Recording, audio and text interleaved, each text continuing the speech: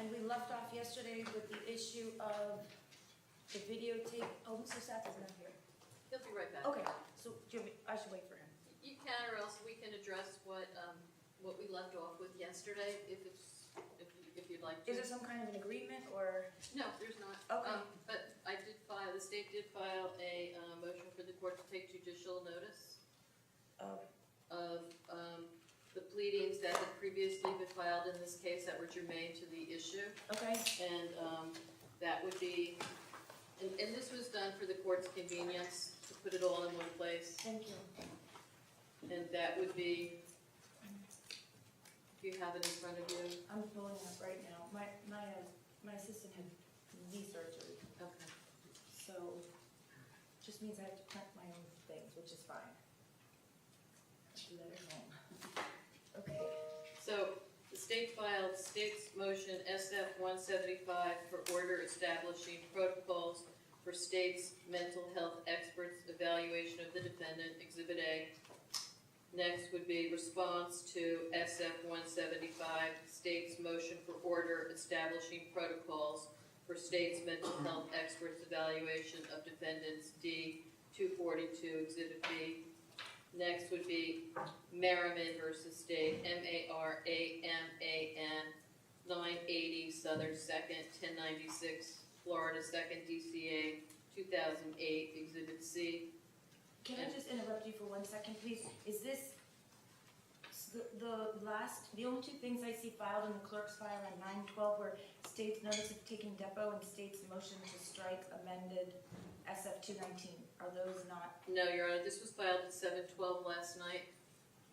And from my understanding, this was filed electronically, and there was a copy sent to your email as well as to Ms. Lunsford Okay, and the defense. if you would just. I have a copy, a hard copy here. Okay, that's fine, or I can just, If I can approach, I'll give it to you. I haven't checked my email. This is a clean, well,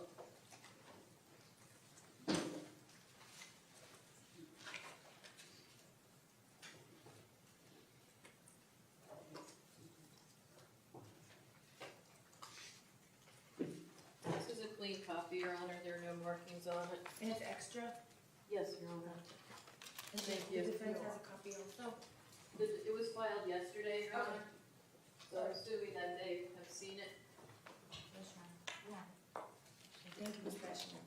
So, I don't know if you'd like to take a moment to familiarize yourself with the background of why the state and the defense entered into an agreed order.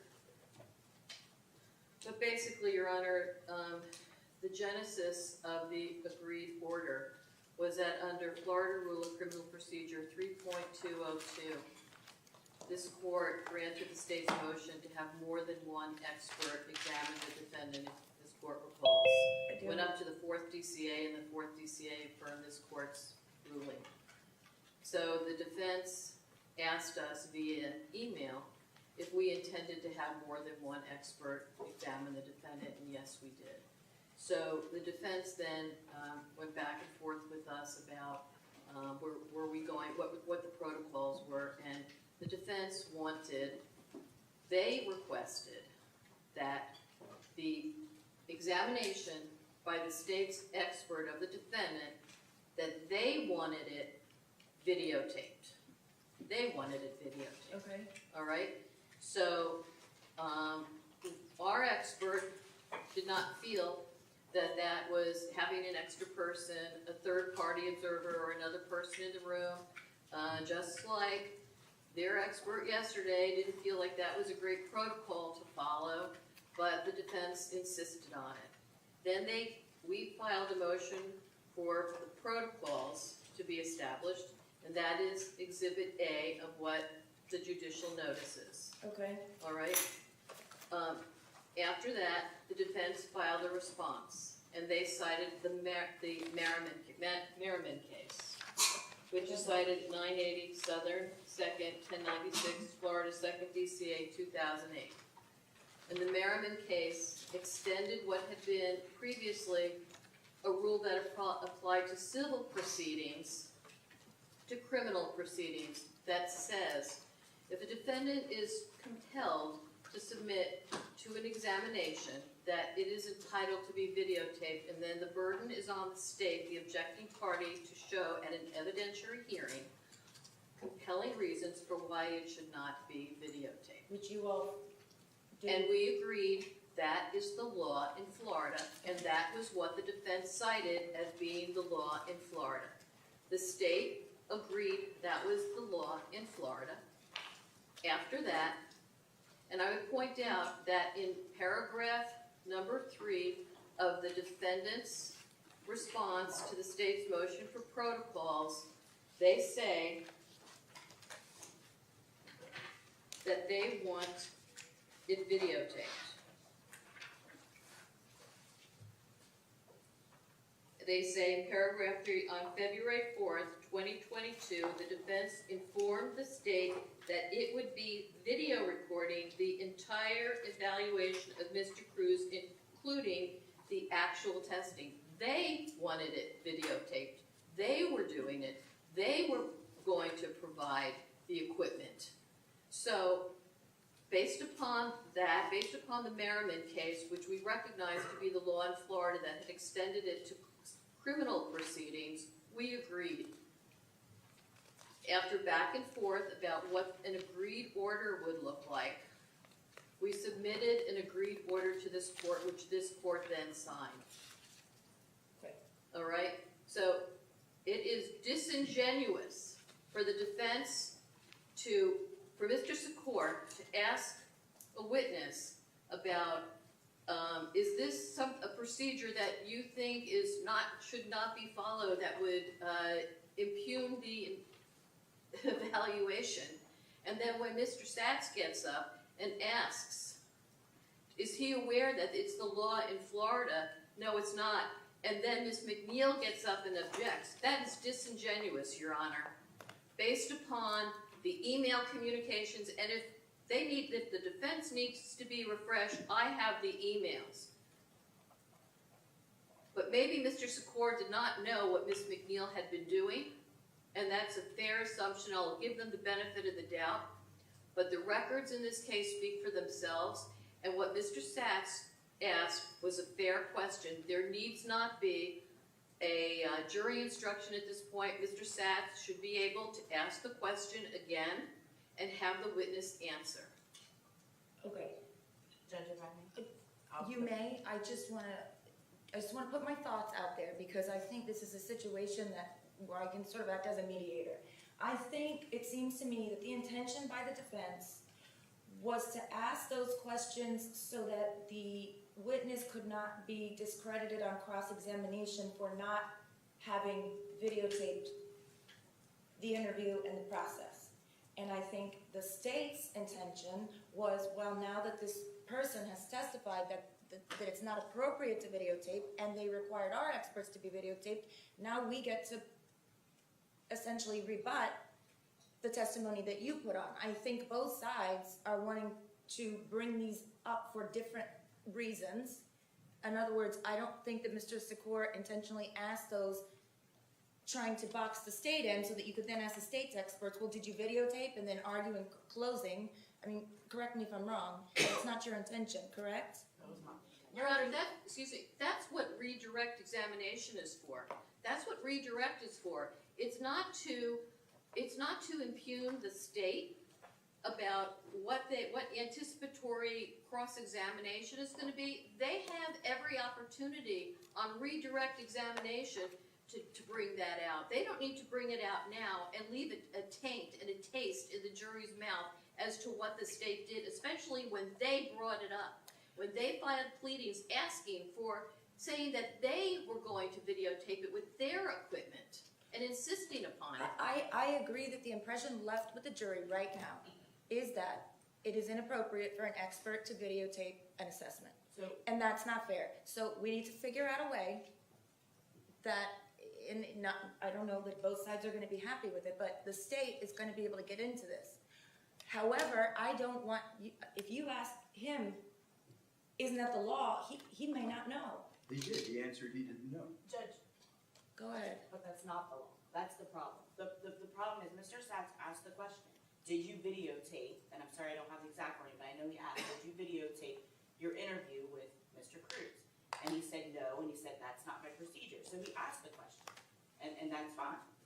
But the law in Florida does not state that a interview, a mental health examination must be or has to be or is required to be video recorded. It says the case that Ms.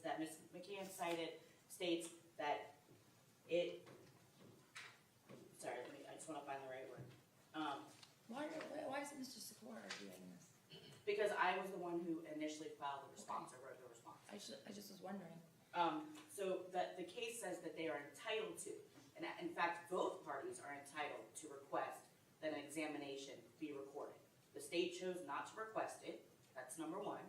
Number two, the state also You requested it. They chose not to object. And in fairness, I was pushing this case to trial, and there had already been about 5 or 7 interlocutory appeals that were holding the process up. And I understand, the state still could have motioned to be recorded, the evaluations done. But then we would have had to have an evidentiary. I'm sorry, Judge, can we just do it on a time? We would have had to have an evidentiary hearing, and then that would have been something else that could perhaps be appealed, that could perhaps delay this case even further. So if they conceded, fine, you want it videotaped, to move it along, we'll do it. But the question that Mr. Sachs asked was fine, was did you videotape it? No, I did not, it's not my procedure. Did you know it was the law in Florida? Or did you know that it has to be recorded? The law doesn't require mental health examinations. They agreed to allow us to do it. The law says, the case law says that if a party requests it, it's done. And the No, burden's that's- on the opposing party not to video. So the Correct. law is that it needs to be videoed upon request of a party. I disagree. It says you are entitled to it. It does not say it's required.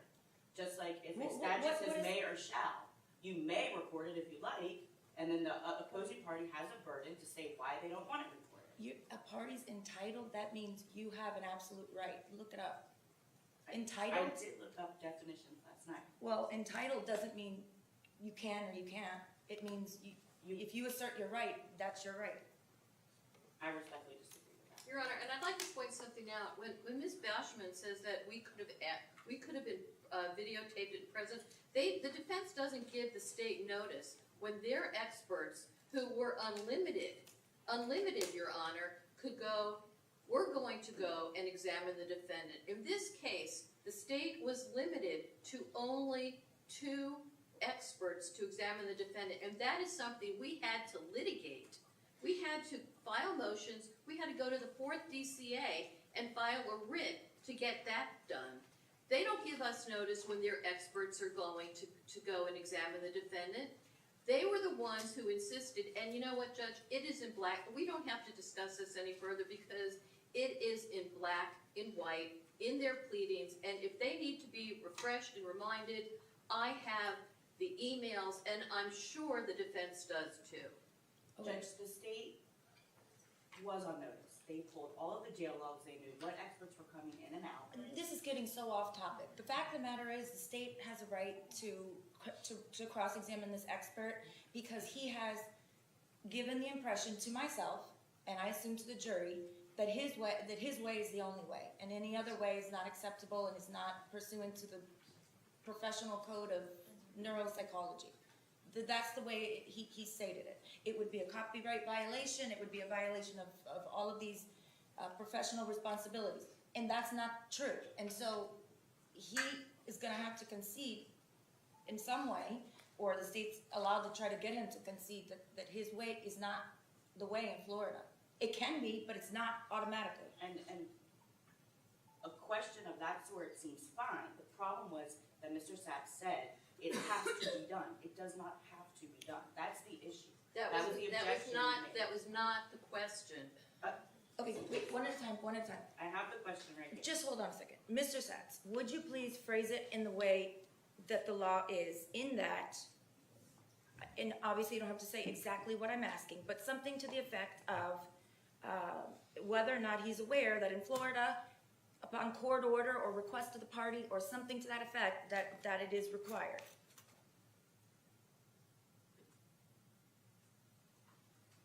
You're saying it's not upon request? I'm still saying it's not. I've made that argument. Okay, but the thing is, he's not gonna ask a witness, and then you get an evidentiary hearing, and then the judge has to decide, and then there could or couldn't be an interlocutory appeal. I mean, come on. I He's gotta be able to simplify it, and I'm going to leave it.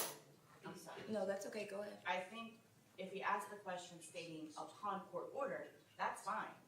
But I don't think the word required is appropriate. Judge, maybe the best way to handle this is to start where we left off and overrule the defendant's objection and let Mr. Sachs ask the question the way he asked it about, are you aware it's the law? But it's not the law. Because it is appropriate to overrule this objection.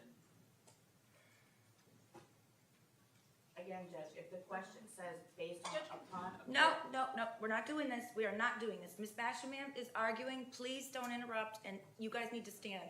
I just Please. wanted to confer with her for one moment, please. That's fine.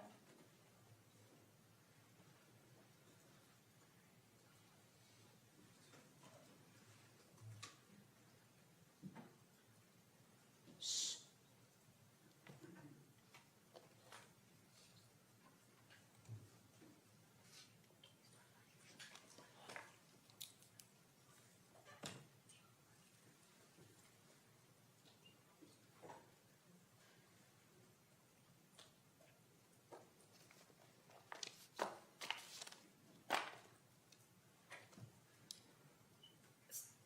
Did you want to say something else? I was just gonna propose a question Okay. based upon what I just. You know what? I'm not going to tell him what question to ask. Mr. Sachs, I'm just going to ask that you rephrase your question because it's a little bit of a stretch the way you asked it. Just ask it a different way so that it coincides with the case law and the court order that was written. There's a bunch of different ways you can do it. You're an experienced lawyer. I'm not going to tell you what exactly to ask. With a little due respect, Your Honor, and I don't know how to ask it any different. I mean, the Mormon case says that it has to be done. It's not that I'm making it up. But I understand that, but the flip side to that is that while the defense expert has now put it out there that the procedure is not to video and anything else would be inappropriate, by you asking that, it insinuates on the flip side that he, by not videotaping, has violated Florida law. Do you see what I'm saying? By saying, are you aware it's the law in Florida that you have to video, and he says, no, I'm not aware, it makes it look like he was violating Florida law by not videotaping, Okay. and that's not the case either. Okay, how about if I ask, are you aware of the law in the state of Florida that the state experts have to videotape? But again, Judge, it's not the law. If he used the language from the case, then that would be better. Is entitled to. The parties are entitled to. Based upon court order or some other legal situation that may come up. So it may not be his procedure, but there may be some legal reason. Look, I don't care how, you all are the lawyers, I don't care how you ask it, as long as it doesn't leave an impression with the jury that's unfair. I think what the impression that was left, like I said, and I've said it 3 times, was unfair from the defense, but I agree that it's unfair for the jury to be left with the impression that this gentleman violated Florida law or was ignorant of it. Your Honor, Yes. the question could be, are you aware that pursuant to Florida law, the state was required to videotape? It's the And same that question. is the law because of the emails and the motions, the response that they filed. We were required to do it. I think that's fair. Thank you. Judge, that's the same exact question.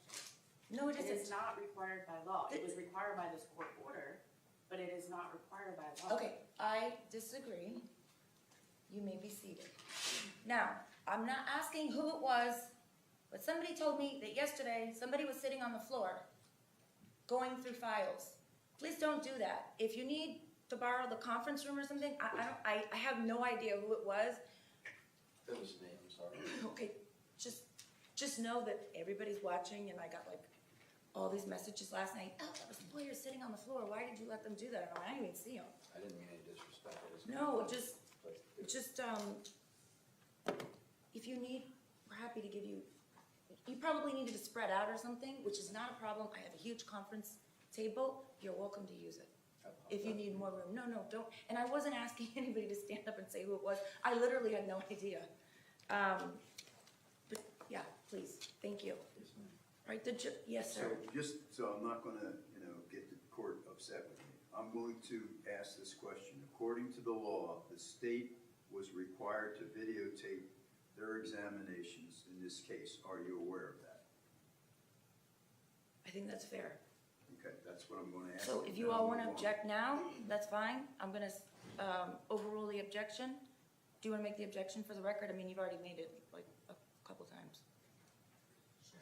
I'll make the objection again Okay. with all the arguments I previously. So your objection is noted and it's overruled and it's preserved for the record. And let's bring in the jury. Is your witness on? Do we know? I don't see him. He is. Can we put his face on so that we know he's?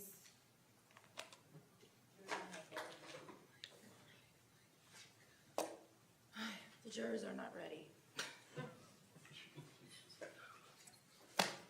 You're trying. Can I run to the restroom real quick? Yes. I'll be right back. Judge, may I step out? Yes, of course. I think they might come in and brew a few pots of coffee and, Yeah.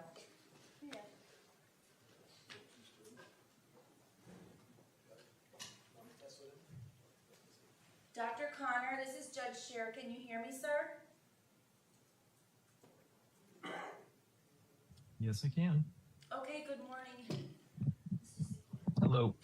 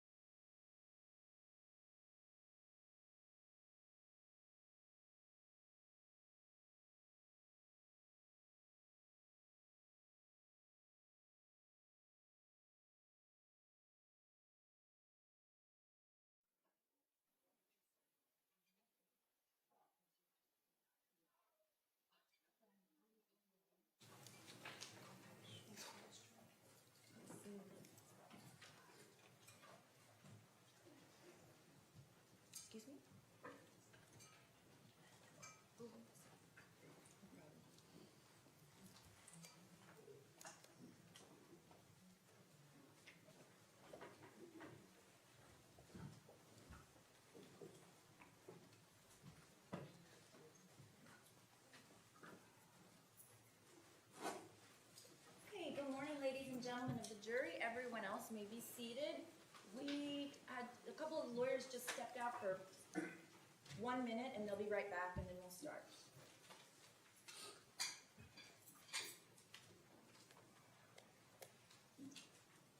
I'm not gonna start, I'm just gonna.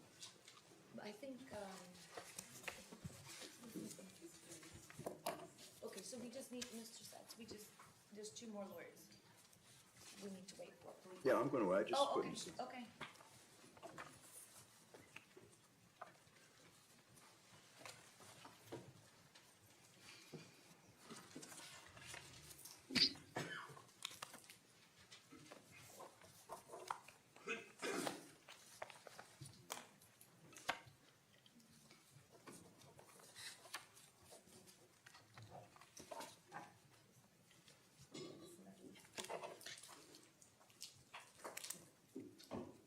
Oh, we refilled the candy bowls. I saw the bowls up there last night, and I was like, whose bowls are those? And they said, you guys have had them there the whole time, and I said, I always hear this crackling. No, thank you, we have candy, but I always thought it was Miss Blackwood. And I'm like, she never eats candy, so why is she always eating it? But no, I'm glad, I've wanted to offer you all some candy before through the day, but no, we have bowls over here too, so. I'm glad you all have made yourselves comfortable. It's needed sometimes. I agree completely, even at 9 o'clock in the morning. Chocolate.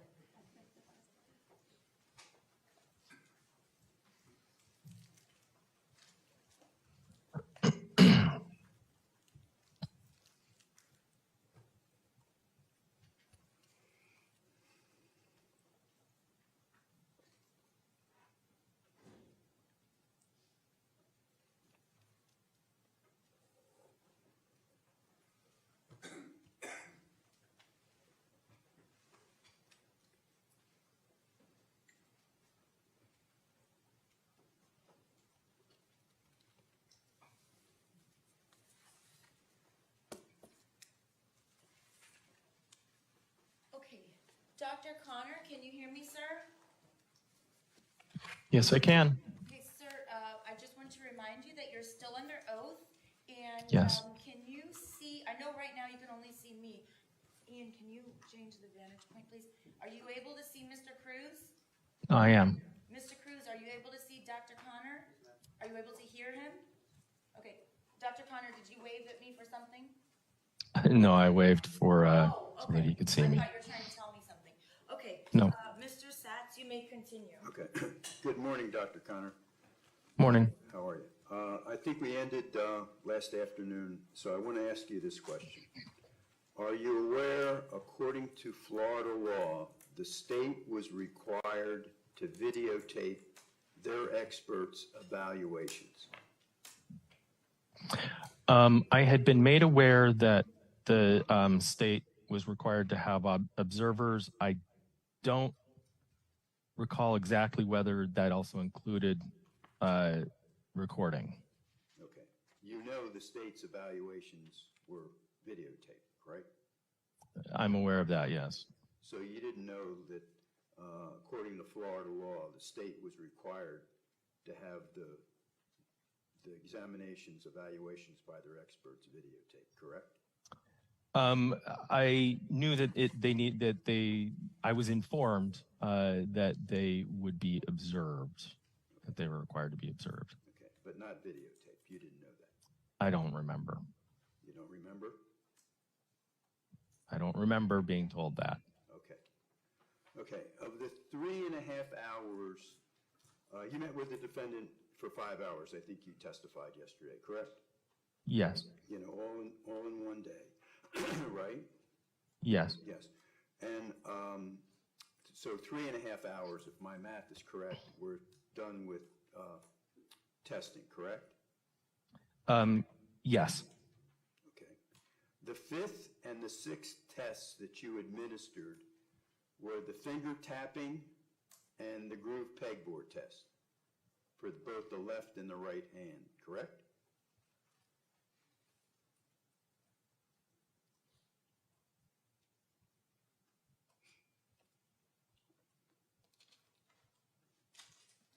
I believe that's right. Do you need more time? No, that's about the correct placement in the order as I look at it. Okay. So explain to the jury the finger tapping test. Finger tapping test is essentially you have a device like a clicker that you get when somebody goes through turnstiles and you click to count the number of people, except it's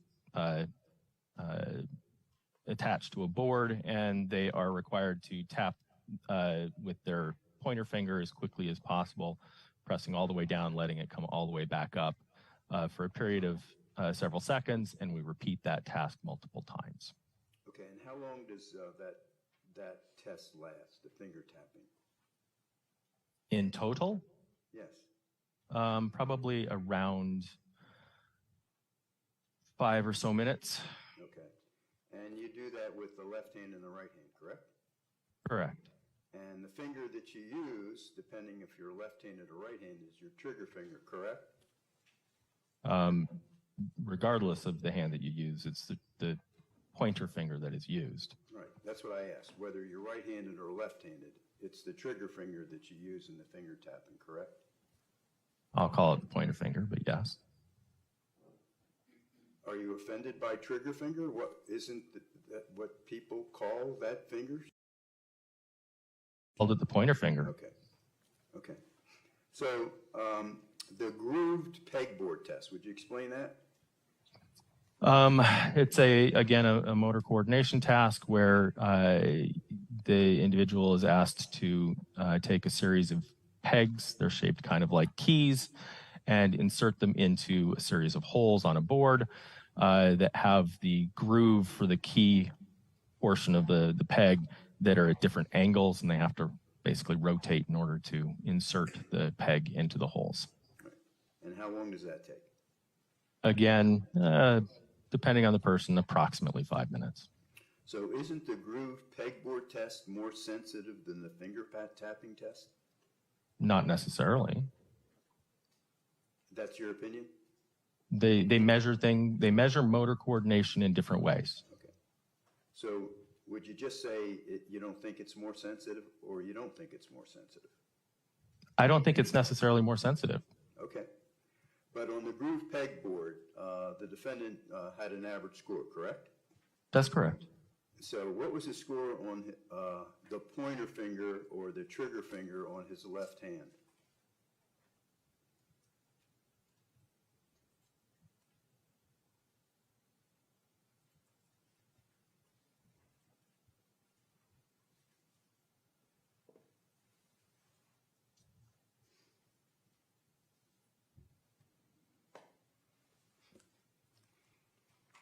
It was a T-score of 13, which is in the severely impaired range. Okay. And they were the only tests for motor, the motor domain that you gave, correct? The finger tapping and the groove pegboard. That's correct. Okay. So, and the finger tapping with the left finger, the trigger or the pointer finger on his left hand, that is one of the sub-tests that you put on your graph below the 2 standard deviations, correct? Yes. Okay. So the Ray complex figure, you didn't administer that test to the defendant, did you? That's correct. Dr. Black did. Okay. And Dr. Black is a certified, board-certified neurologist? He's a neuropsychologist. Yep, oh, I'm sorry. Board-certified neuropsychologist? I do not know about his certification status. Okay. And do you know when Dr. Black did his testing? He did his testing on April 29th and 30th of 2021. And that was before your tests, right? Yes. And Dr. Black was hired by the defense, correct? Yes. Okay.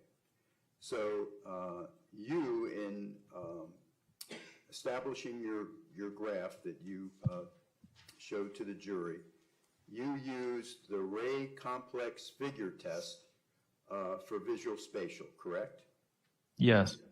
And that is the only test that you had on your graph for visual spatial domain, correct?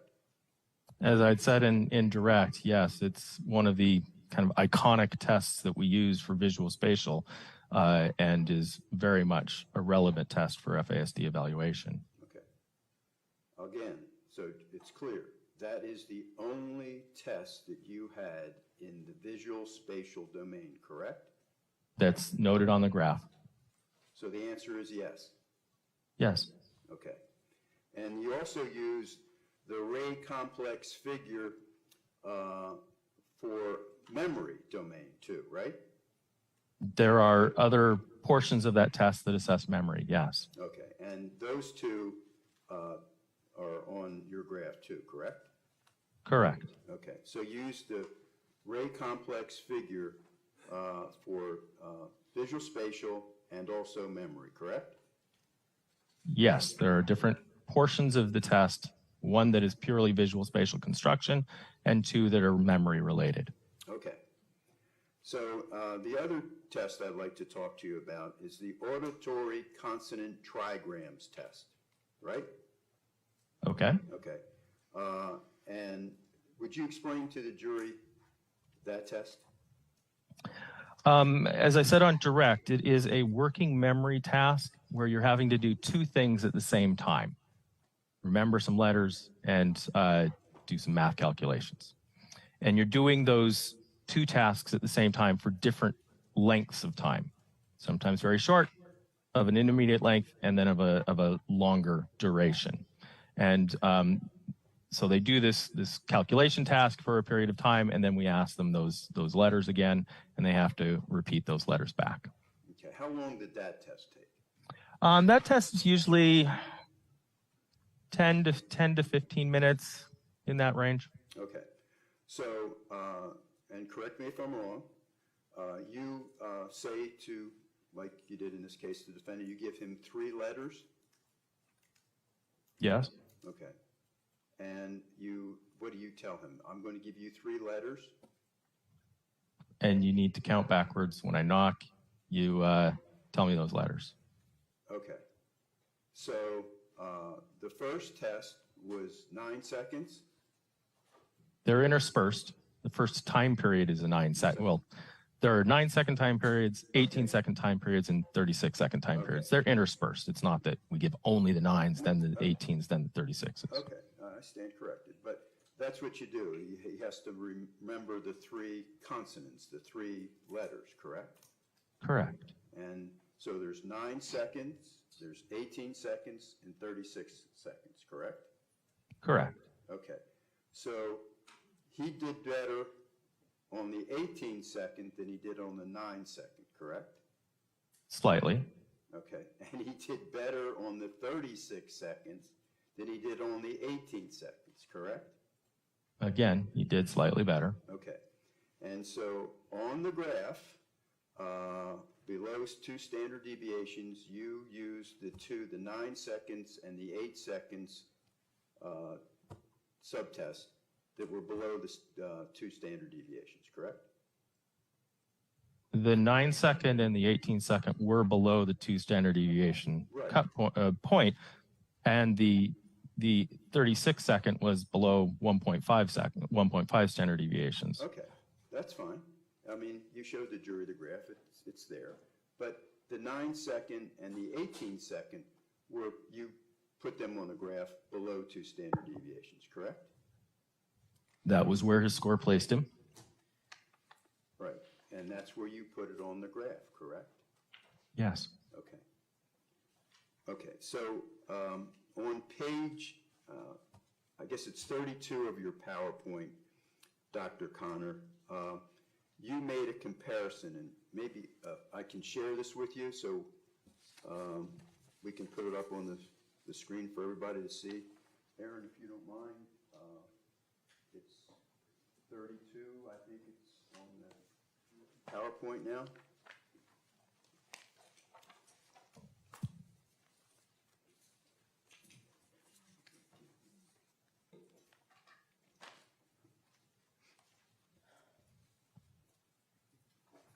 Okay, doctor, can you see that okay? Yeah, that was not in the PowerPoint that I presented yesterday. Oh, I take that back. I lied. Sorry. It's not slide 32, but okay. What I slide? see it. What slide do you have? From the PowerPoint from yesterday, it was slide 27. Okay, all right, then I'm sorry. It was It's okay. 32. For the record, it's 32. We've been referencing this page as 32. That's what I said, so. I think we have it marked differently, Dr. Conrad. Okay. But whatever, you recognize this, right? Yes. And you talked about it yesterday, correct? Yes. So, and you did this comparison, right? This is your graph, Cor- you did this, right? Correct. So if you look at the WACE verbal under intellectual functioning, Yes. okay, the defendant scored a 93, correct? Correct. And then on the nonverbal, on the race, Rias, did I pronounce it all right? Rias, isn't it Rias? The nonverbal on the Rias? Rias, yes, Rias, I'm sorry, yes, was 60, correct? No, the verbal on the Rias was I mean, 60. excuse me, the verbal on the Rias was 60, correct? Mm-hmm. Yes. So he did a 93 on the WACE, and the Rias he did a 60. So Correct. And if you go down one, the nonverbal on the WACE was an 82, correct? Yes. Okay. And the nonverbal on the Rias was a 101, correct? Correct. Okay, with an IQ test, you can't fake good, can you?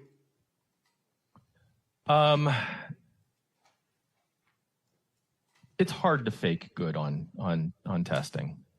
How about It's very hard. An IQ test? If I want to be an astronaut and I need 140 IQ, how could I fake that? If you study it, you can, but otherwise, no, it would be very difficult to. So you think you can fake IQ? Good. If you study the answers, I guess you can.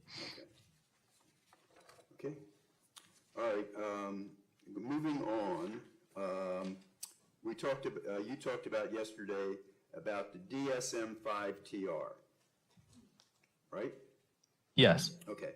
So the DSM-5-TR has not established or accepted any criteria for the NDPA, correct? Not correct. There were general criteria that were discussed in DSM-5, which carried over into DSM-5-TR. Are you talking about the criteria in the back of the book? No. What page are you talking about where it's accepted criteria? On page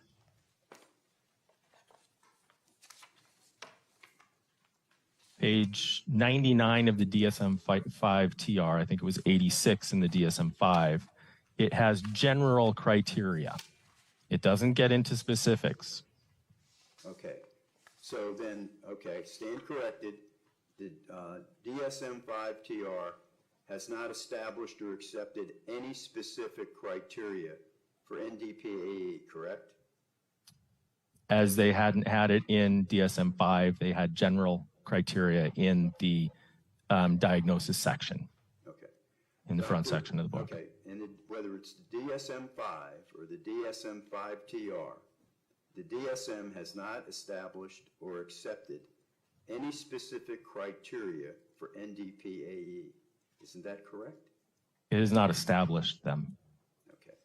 So, as pointed out, and I think you even mentioned it yesterday, NDPAE is listed in the back of the book under conditions for further study, correct? Neurobehavioral disorder associated with prenatal alcohol exposure, unfortunately using the same acronym, is cited in the back of the book under conditions for further study. Yes. Okay. And on page 903 of the DSM 5-TR, it says, and you correct me if I'm wrong, The task force ultimately determined that there was insufficient evidence to warrant inclusion of these proposals as official mental disorders in Section 2, which is the main section, correct? Correct. These proposed criteria sets are not intended for clinical use. Only the criteria sets and disorders in Section 2 of DSM-5-TR are officially recognized and can be used for clinical purposes. Isn't that what under conditions for further study indicates? It does say that on page 903. Okay. All right. Now, you testified that you didn't give any tests for malingering, correct? Not correct. Okay. Tell me what you I gave multiple tests that look at performance validity, multiple tests throughout the course of the day, both myself and Dr. Black. One end of the spectrum of performance validity testing outcomes is would be assessing for malingering. Okay. So your tests were for effort, correct? Correct. Okay. Are you saying that someone could not give good effort and malinger at the same time? If they're not giving good effort at one, if they're giving such poor effort, that can end up in with the determination that the person is malingering. Yes. All right. So if you give me, listen, Mr. Satz, I want to give you a test, and I do it rapidly. Give me numbers, count back from 100 by sevens. I could purposely give you false answers and still be giving you good effort, correct?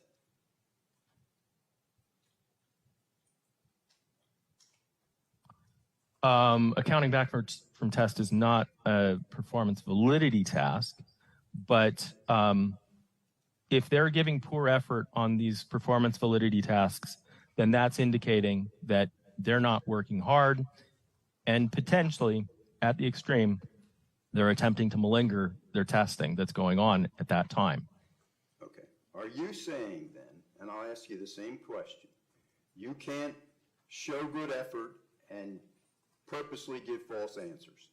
Is that what you're saying? Not on that performance validity task, no. Okay. If you're not giving good effort, it could be suggestive of malingering. Well, I'm saying if you are giving good effort and purposely giving wrong answers. The way that these performance validity tests are established and set up is that they need to give correct answers in order to assess for good effort.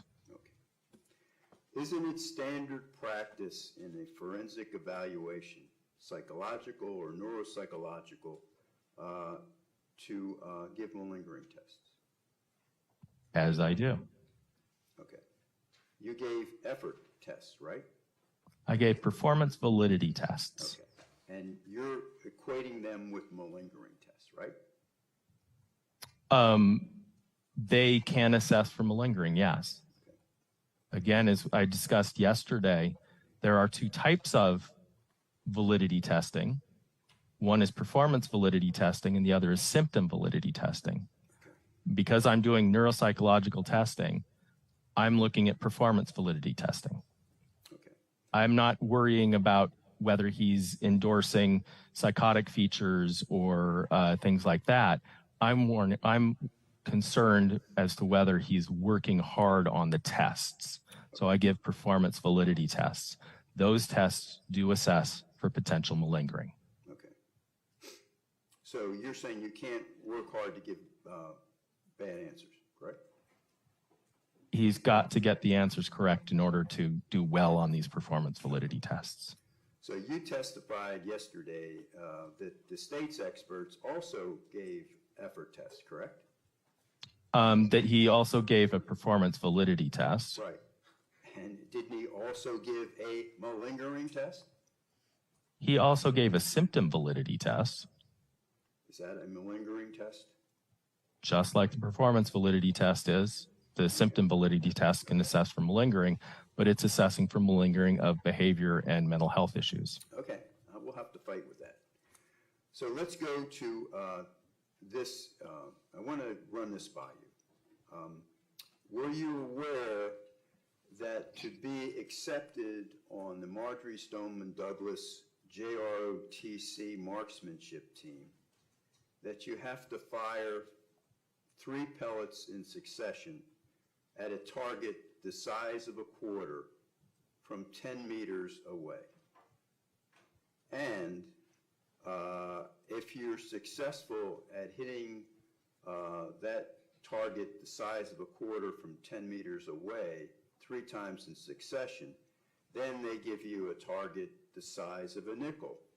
And you have to hit the target with the rifle pellet gun, again, 3 times in succession from 10 meters away. And then if you're successful at that, then they give you a target the size of a dime, and you have to hit the target the size of the dime 3 times in succession from 10 meters away. And 10 meters away is 32.81 feet, correct? That's almost 10 feet for basketball. You a basketball fan? Not particularly. Okay, so I'll skip that then. I was going to tell you that the arc for the three-point line is about 23 feet. This is almost another 10 feet, just for perspective and distance as to how far away 10 meters are. So were you aware of that? No. Okay. And then you have to learn precision sighting. Were you aware of that? No. Okay. And were you aware that the defendant in this case won a sharpshooter badge? No. Do you know what double tapping is? I've heard of it colloquially. Okay. So when you talk about visual spatial, doesn't that show good hand-eye coordination, the ability to be able to do that? No, not necessarily. It doesn't? No. Okay. How about visual perception? Doesn't show that either? The ray complex does include visual perception, but it is perception of a complex information and being able to organize and recreate it. Yeah, I know. You told us that. I'm talking about what he did with the pellet gun. Okay. Doesn't that show visual perception? That he's able to perceive a target? Hit it? I assume that he was asked to perceive the target. Okay. All right. So when you talk about one standard deviation from the mean, and you told Mr. Secor yesterday, that's 84% of the population would do better, right? Yes. Okay. So that means 16%, right, would be the 16th percentile. You know, how many people is that just in the United States? I am not going to be able to calculate that. Well, there's approximately 332,278,000 people in the United States of America, right? Would you agree with that? Okay, so that's over 53 million people would fall into that 16th percentile, correct? For one score. Well, 16th percentile is over 53 million people, right? I haven't done the math, so I will, I guess, have to take your word for that. Okay. Okay, so on page 30, we're talking about the graph, and it was my page 30 in your PowerPoint. It was your graph. Okay. Okay, so let's talk about your graph. So Would you like me to share that for you so that we can all be seeing it at the same time? We could. but I'm going to ask you things that aren't on the graph. If you want me to put it up, I will. Okay, so in the memory domain, you placed, well, do you want me to put it up? So, because I'm going to ask you questions about it. Aaron, you don't mind putting up the, please, sir? So in the memory domain, you have 11 subtests, correct? Yes. Okay. And there were, you did not include on your graph 11 other scores for subtests that were average or above average range. Isn't that correct? I included the scores on this graph that are, and I published on, that are typically used in the assessment of FASD. Okay. I cannot put every single score or sub-item from every single test on a graph. It would be incomprehensible. Okay. But all the 11 I'm going to talk about were average or above average. So the California Verbal Learning Test Trial 2, the defendant scored in the 37th percentile. That's an average score, correct? And it's incorporated within the CVLT Learn score, which I can't point to. It's the very first dot within the memory scale. Okay. But the California Verbal Learning Test Trial 2 was not on your graph, was it? That's correct. Okay. And the California Verbal Learning Test Trial 3, where the defendant scored an average score, was not on your graph, correct? That's correct. It was included as a compilation score with the CVLT Learn, that Right. first dot. Okay. And the California Verbal Learning Test Trial 4 was scored, but it's not on your graph, and the defendant scored an average score, correct? Yes. And that was not on your graph. And the California Verbal Learning Test Trial 5, the defendant scored in the 25th percentile, and that's an average score, and that was not on your graph either, was it? It was again included within the CVLT Learn score, Okay, but no, it was not included independently. okay. And each one of these subtests, doctor, tests something else, right? They test something It tests different. this. Each one of the subtests is a repetition of the list of words. So they're getting the list 5 times. But they're given for a purpose, and they're scored. And thus, the overarching score for that learning portion is the CVLT Learn, which was in the low average range overall.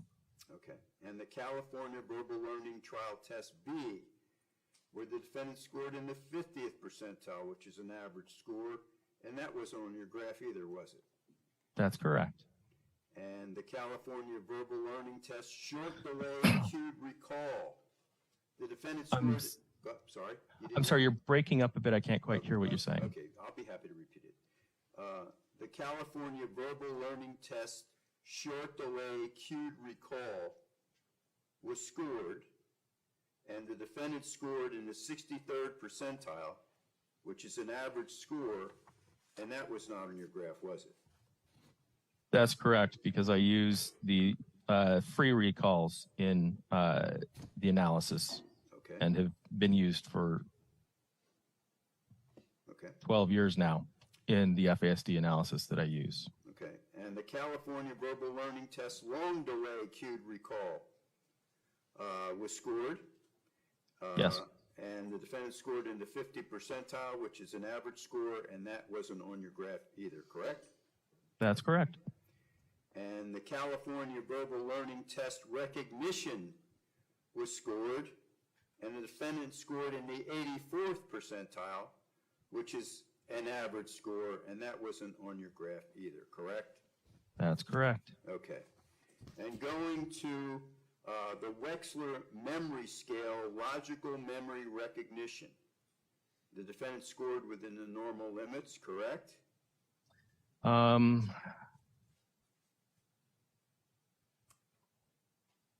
Yes. and that's an average score, and that was not on your graph. Correct. No recognition scores were on the memory, in the memory Right. graph. And They haven't been. Go ahead, I'm sorry. All right, the Wechsler Memory Scale Visual Reproduction Recognition, the defendant scored within the normal limits, which is an average score, and that wasn't on your graph either, was it? Correct. Okay. And the memory subtest of the Texas Functional Living Scale the defendant scored in the 63rd percentile, which is an average score and wasn't on your graph, correct? It's incorporated into the Texas Verbal Learning Scale overall score. Okay. So let's go to that was the memory domain. So let's go to the attention domain, where you had 8 subtests, but you didn't include 5 subtests where the defendant scored in the average range, correct? Well, he was scoring the average range on all of the subtests that were put on the graph as well. And these are the scores that are, again, typically included in all of my assessments when I'm looking at FASD as the primary scores for attention. Okay. So you administered, and I'm sure it's not related, Connor's continuous performance test, correct? That's correct, and no, it's not related. Right. And on the performance test, the defendant's HIT reaction time block change subtest, the defendant scored in the high average range, correct? I'd have to look at the form again. 85th percentile.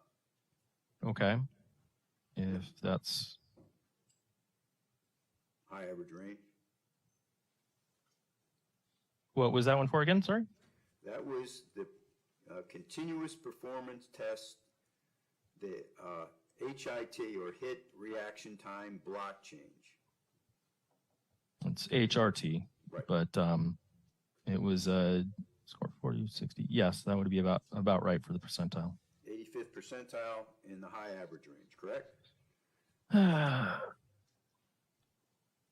Yeah, 84th percentile, but yes. Okay. That's not on your graph. No, and it never is on the graphs that I publish. I talk about them in reports when I do write reports, Okay. if they are relevant. Okay. The continuous performance test subtest for detectability, the defendant scored in the average range, and that wasn't on your graph either, correct? That's correct.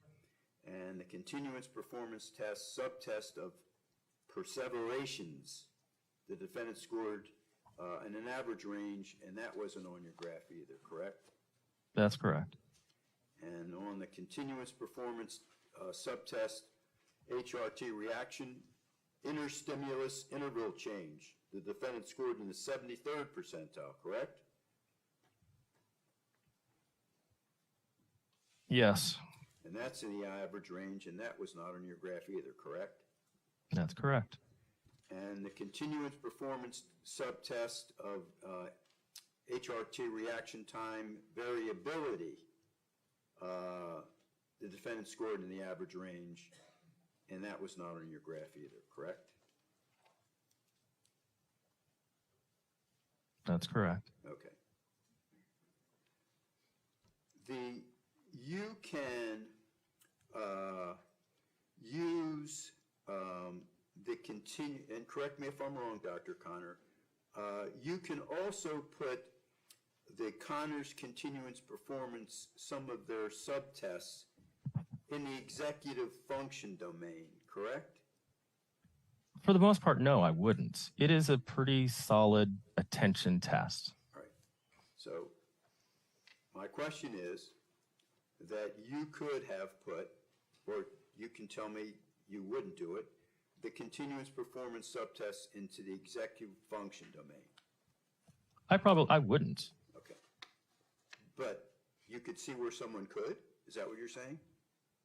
There might be one score where you might be able to, but I still wouldn't, because that one score is, it says it's perseverations, but really it's hyper anticipation, responding too quickly.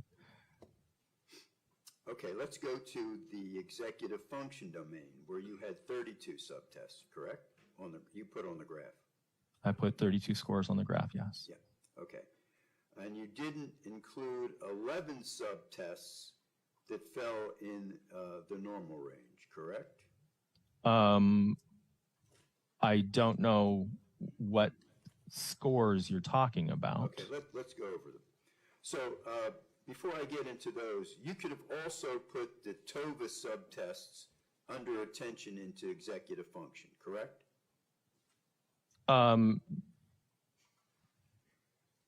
The TOVA is also a pretty pure attention test. That's its primary goal, is to assess attention. Okay. So you could have also placed the TOVA subtests where he scored in the high average and average range in executive function domain, couldn't you? I would not. Okay. Could you see where someone else could? Somebody can do whatever they want, I guess, but I certainly would not. Okay. So let's talk about the subtests. The Tower of London stimulus bound score. The defendant scored within the normal limits, correct? These are sub-scores, not sub-tests. Sub-scores. And by the emphasis of sub, meaning they are not the primary scores within a test. All right. Whatever you want to I call need to look that up. All right, go ahead.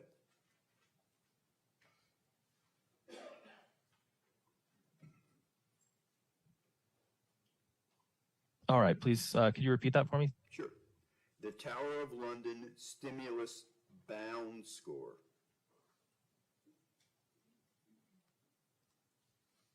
Correct. It was not in the graph. And average scored in the average range I believe so. and not on the graph. That's correct. Okay.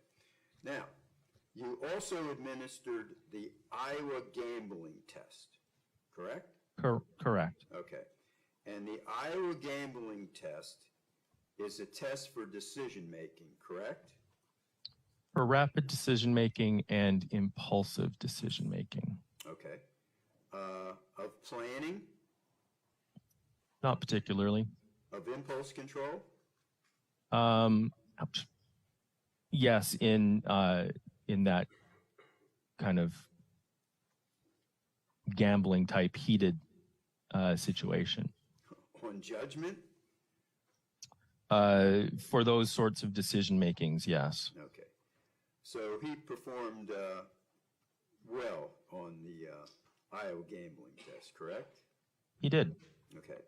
and that's in the graph. Right.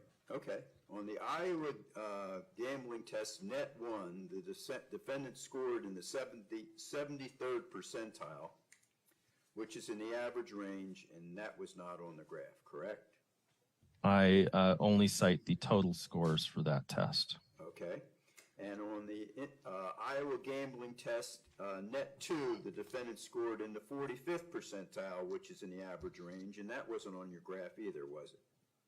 That's correct. And on the Iowa gambling test, net 3, the defendant scored in the 42nd percentile, which is in the average range, and that wasn't on your graph either, correct? That's correct. And the Iowa gambling test, net 4, the defendant scored in the average range, correct? That's correct. Not on your graph, correct? That's correct. And on the Iowa gambling test, net 5, the defendant scored in the average range, and that's not on your graph, correct? That's correct. It's all encompassed within the total score of the Iowa gambling test, which was Okay. within the normal range. Okay, but if you put all those average scores and above average scores, it would kind of mess up your percentages, right? Did you add it up? It would change that, yes. But again, as I say, these are the scores that I include in almost every single case that I do. Right. I don't include these sub-scores. Right. I'm sure that's exactly what you do. So you administered the Wisconsin card sorting test, correct? Correct.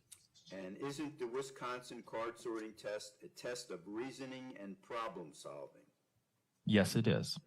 And doesn't the Wisconsin card sorting deal with concept formation and mental flexibility? Yes, it does. And wouldn't you agree the Wisconsin card sorting test is frequently used in fetal alcohol spectrum disorder to measure planning, problem solving, adaptability, and perseveration? And I wrote a paper on that. Okay, so you agree? Yes. Okay. You didn't place 5 Wisconsin card sorting subtests that scored all in the average range on your graph, correct? Again, not every single subscore gets put onto this graph as a matter of Right. the standard protocol. I think, okay. So on the Wisconsin card sorting total errors, this defendant scored in the average range, and that was not on your graph, correct? That's correct. And on the Wisconsin card sorting perseveration, perseverative errors was in the 68th percentile, which is in the average range, and that was not on your graph, correct? I'm sorry, you're going to have to say that one again. I apologize. Good, that's okay. I need practice. The Wisconsin card sorting perseverative errors score, the defendant scored the average range, and it's not on your graph, correct? That's correct. Okay. And the Wisconsin card sorting categories completed was in the normal range, and the defendant scored in the average range, and that was not on your graph, correct? Correct. And the Wisconsin card sorting failure to maintain set score was in the normal limits, and that was in the defendant scored in the average range, and that was not on your graph either, correct? That's correct. And the Wisconsin card sorting learning to learn, where the defendant scored within normal limits, the average range was not on your graph either, correct? That's correct, and it never is. Okay.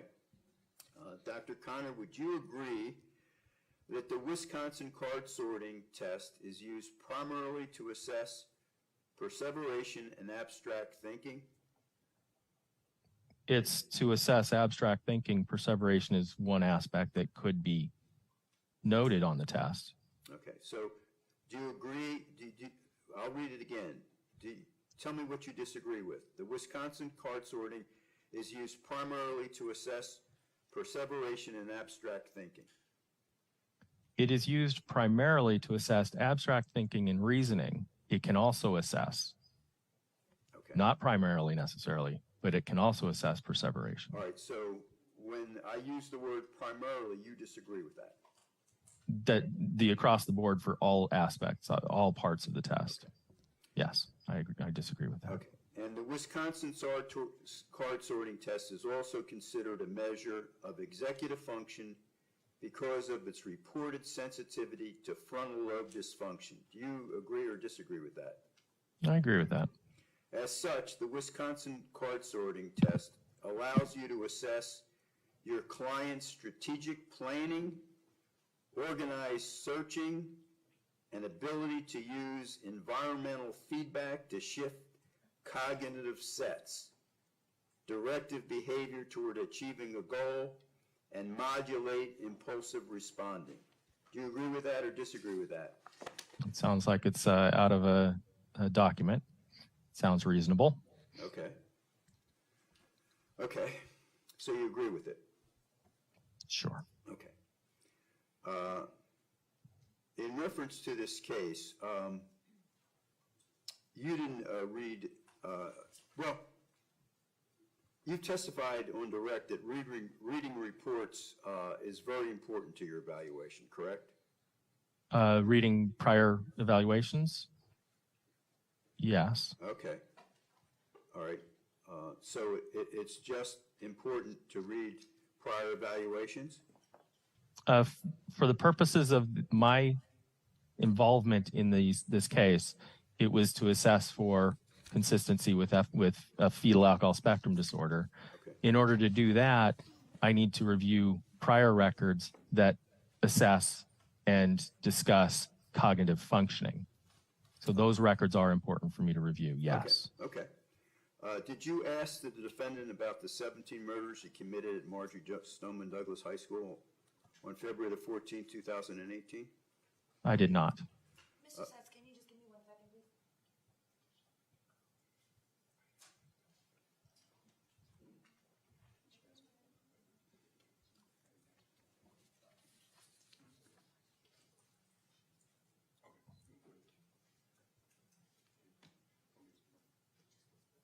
Can you just give me 1 second, please?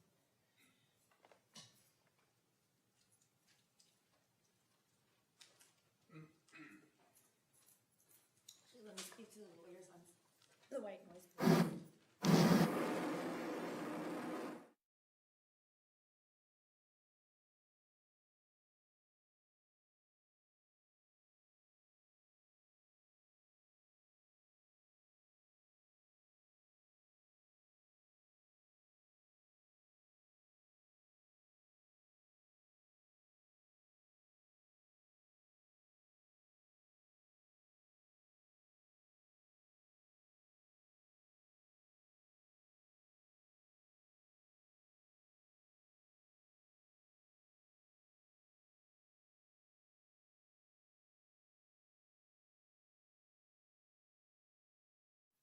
Sorry, Dr. Connor. Oh,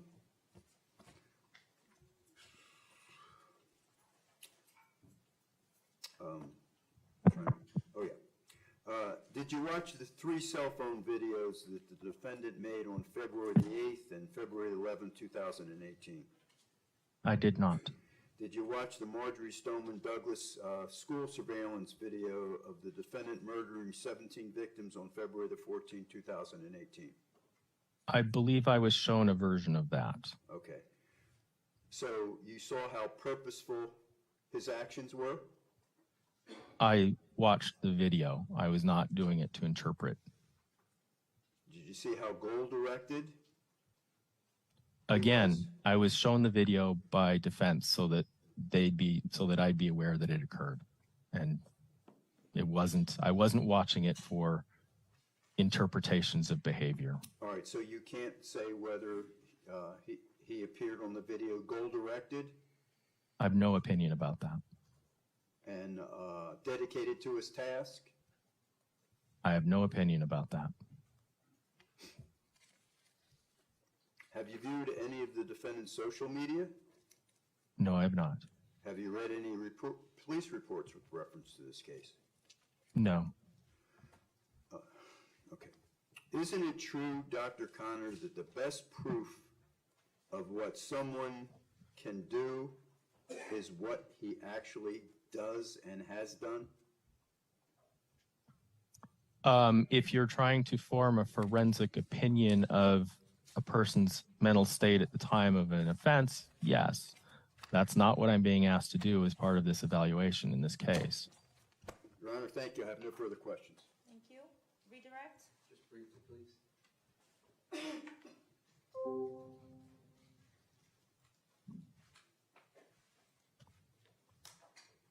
Good morning, Dr. Connor. Good morning. Just a few quick questions. About the sub-test scores that Mr. Satz was asking about regarding them being on your graph or not being on your graph. I just wanted to make sure that I understood correctly. The scores that he was saying are not on your graph. I took you to be saying that some of them are represented. Can you just clear that up for me?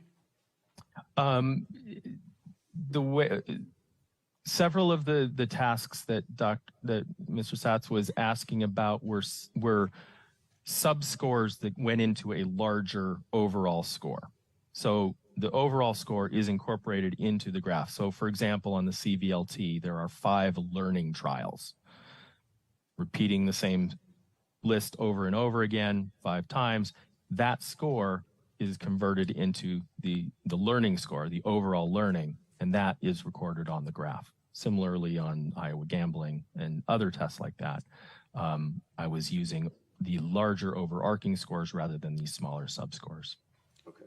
And when I look at that graph, and I might be off by a couple, but when I look at it, the number of dots on your graph that I see above the average line is about 12. Is that approximately right?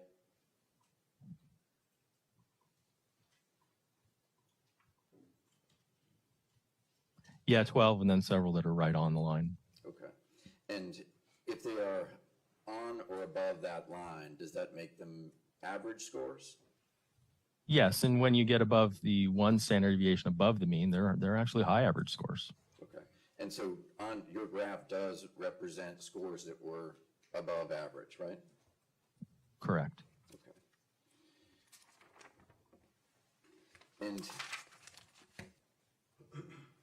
adding the test scores that Mr. Satz said were not represented on the graph, would that change the number of domains that there's impairment in based on your testing? No.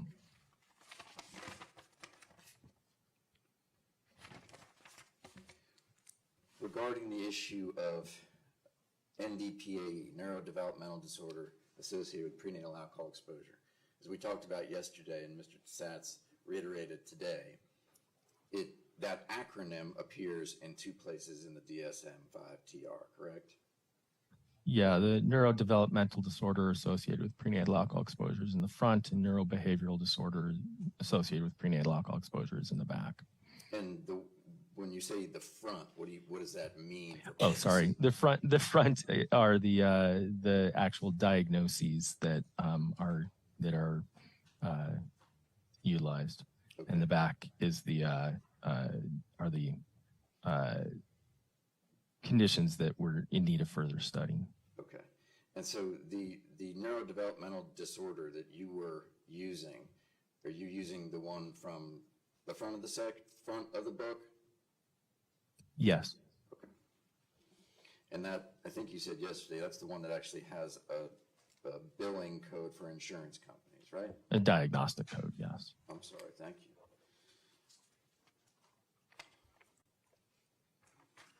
And one last thing about the graph. Mr. Satz was asking about where you place a score on a graph. Can you just tell me, how is it determined where a score appears on the graph? It's purely by the individual's score on a test. So when I enter their scores, so let's say the person has a T-score of 40, it gets automatically converted to a Z-score, and that, which would be a -1, and that is automatically placed on the graph for that test score or that test item. So it's just a straight conversion and graphical placement. Okay.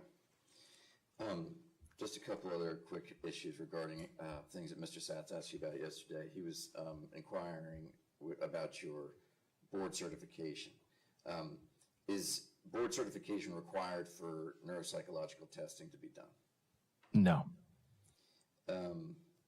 When you have done neuropsychological testing on behalf of the Department of Children and Families in Washington State, do they require board certification? No. And when you've been called to testify by the Attorney General's office in Washington, have they required board certification? No.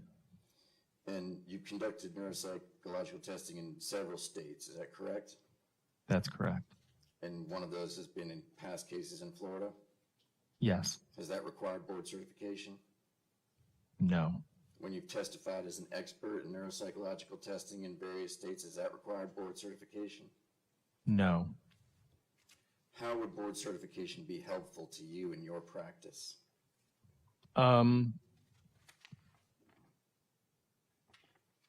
Not much, to be honest. I've had a single case where the attorney wanted to have somebody who was board certified, so I lost one case.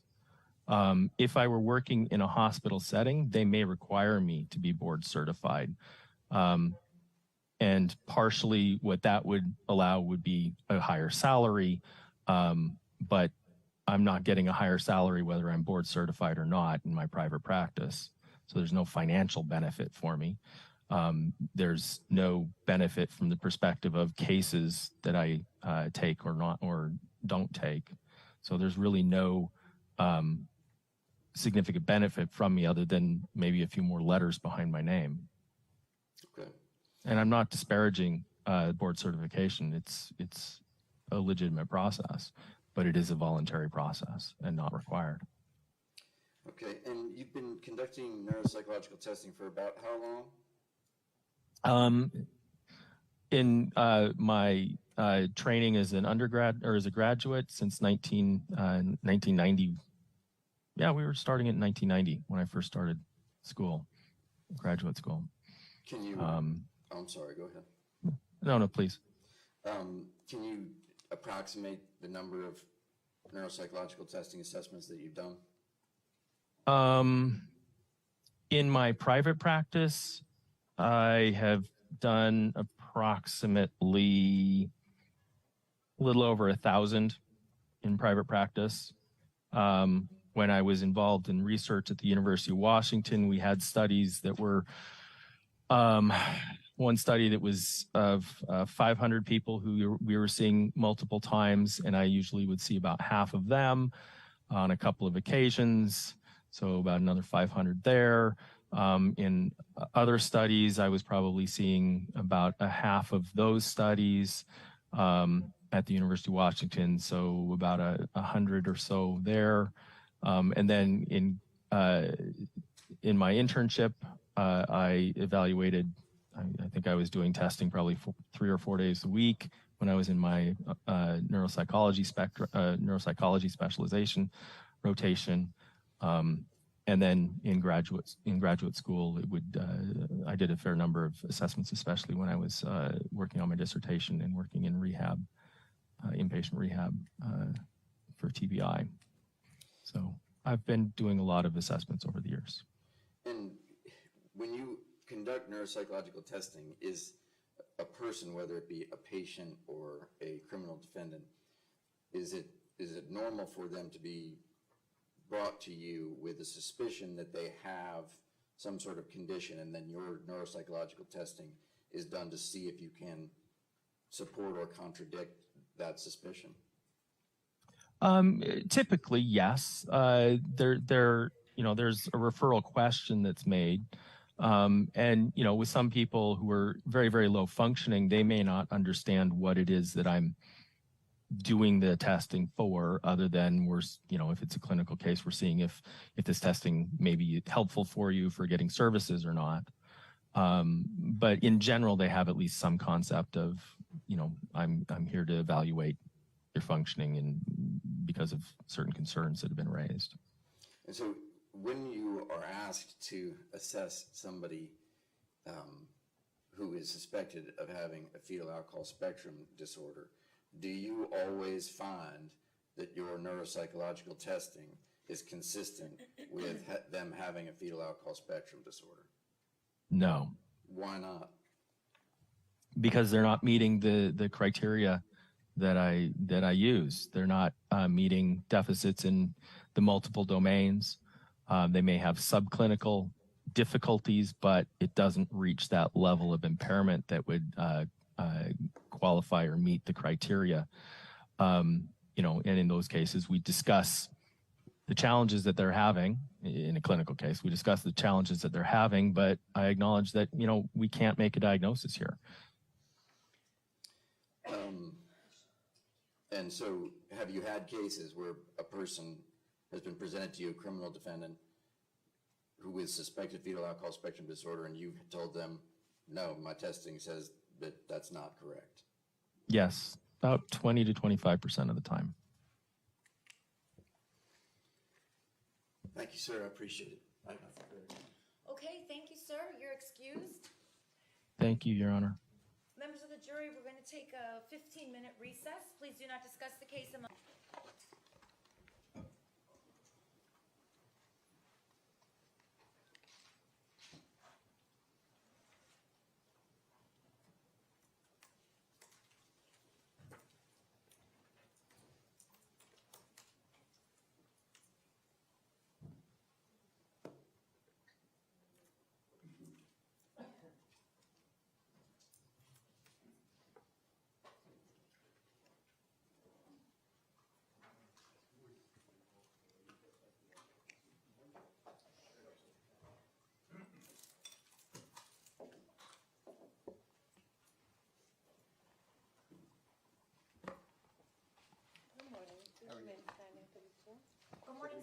Good morning. Please raise your right hand. Do you solemnly swear or affirm the testimony you're about to give is the truth, the whole truth, and nothing but the truth? I do. Thank you, sir. You can put your hand down and be seated. Thank you. Please speak into the stationary microphone that's located right in front of you. This one? And state your full name and spell your last name for the record. Kenneth Lyons Jones is my full name. You spell the last name Jones. Okay? Good morning, Dr. Jones. Good morning.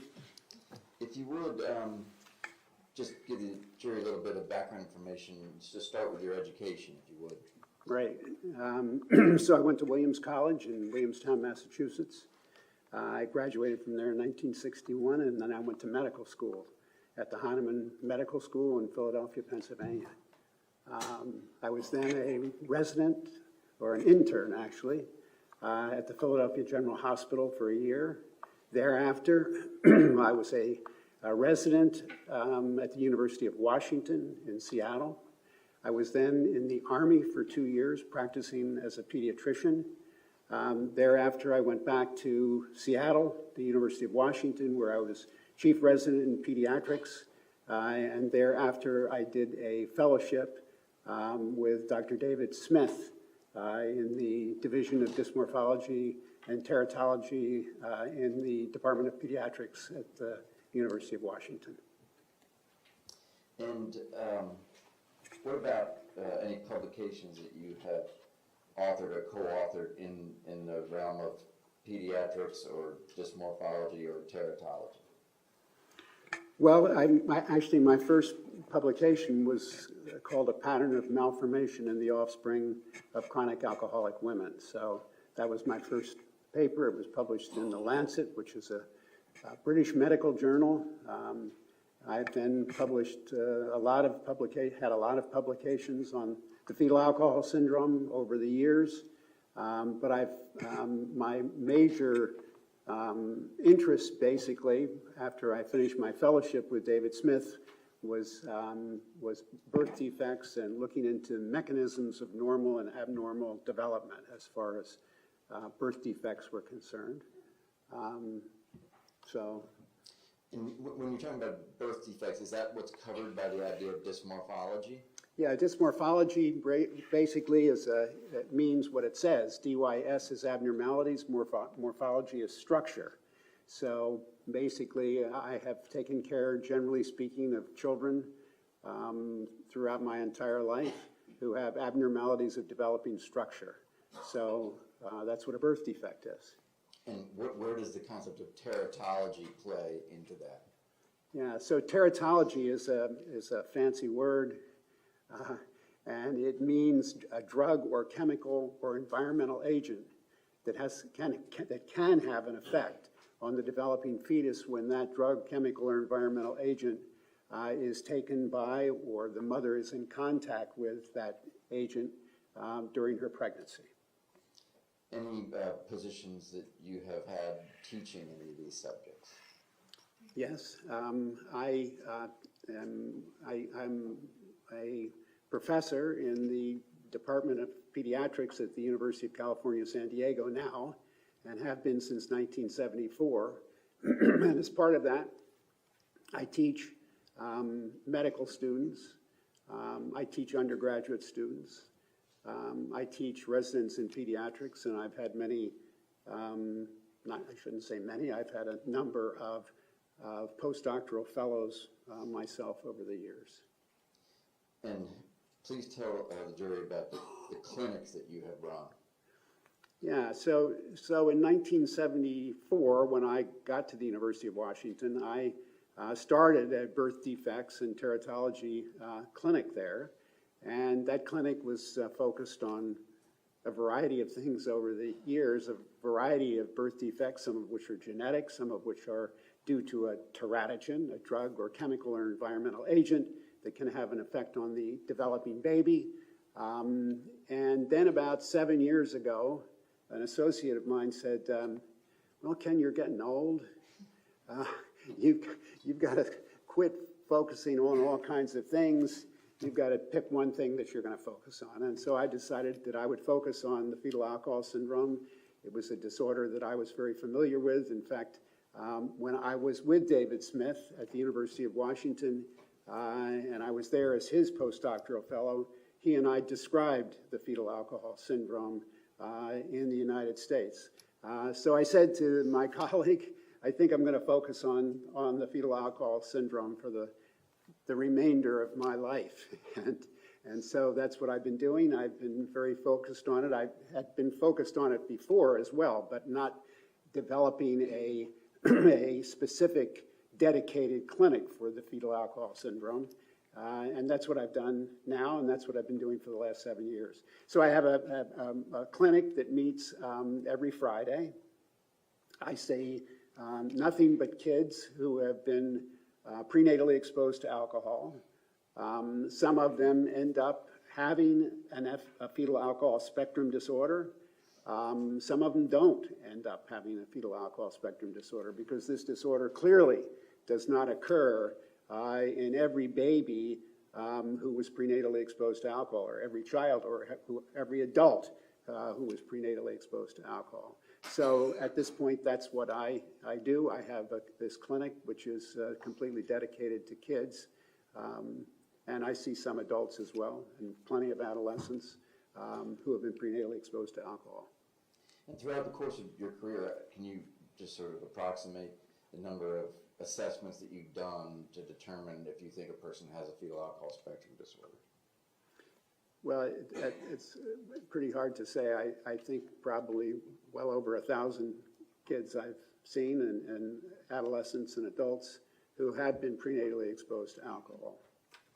And can you please tell the jury what it was that you were asked to do in this case? Right. So I was asked to evaluate Nicholas Cruz to see if he had features that were associated with prenatal alcohol exposure.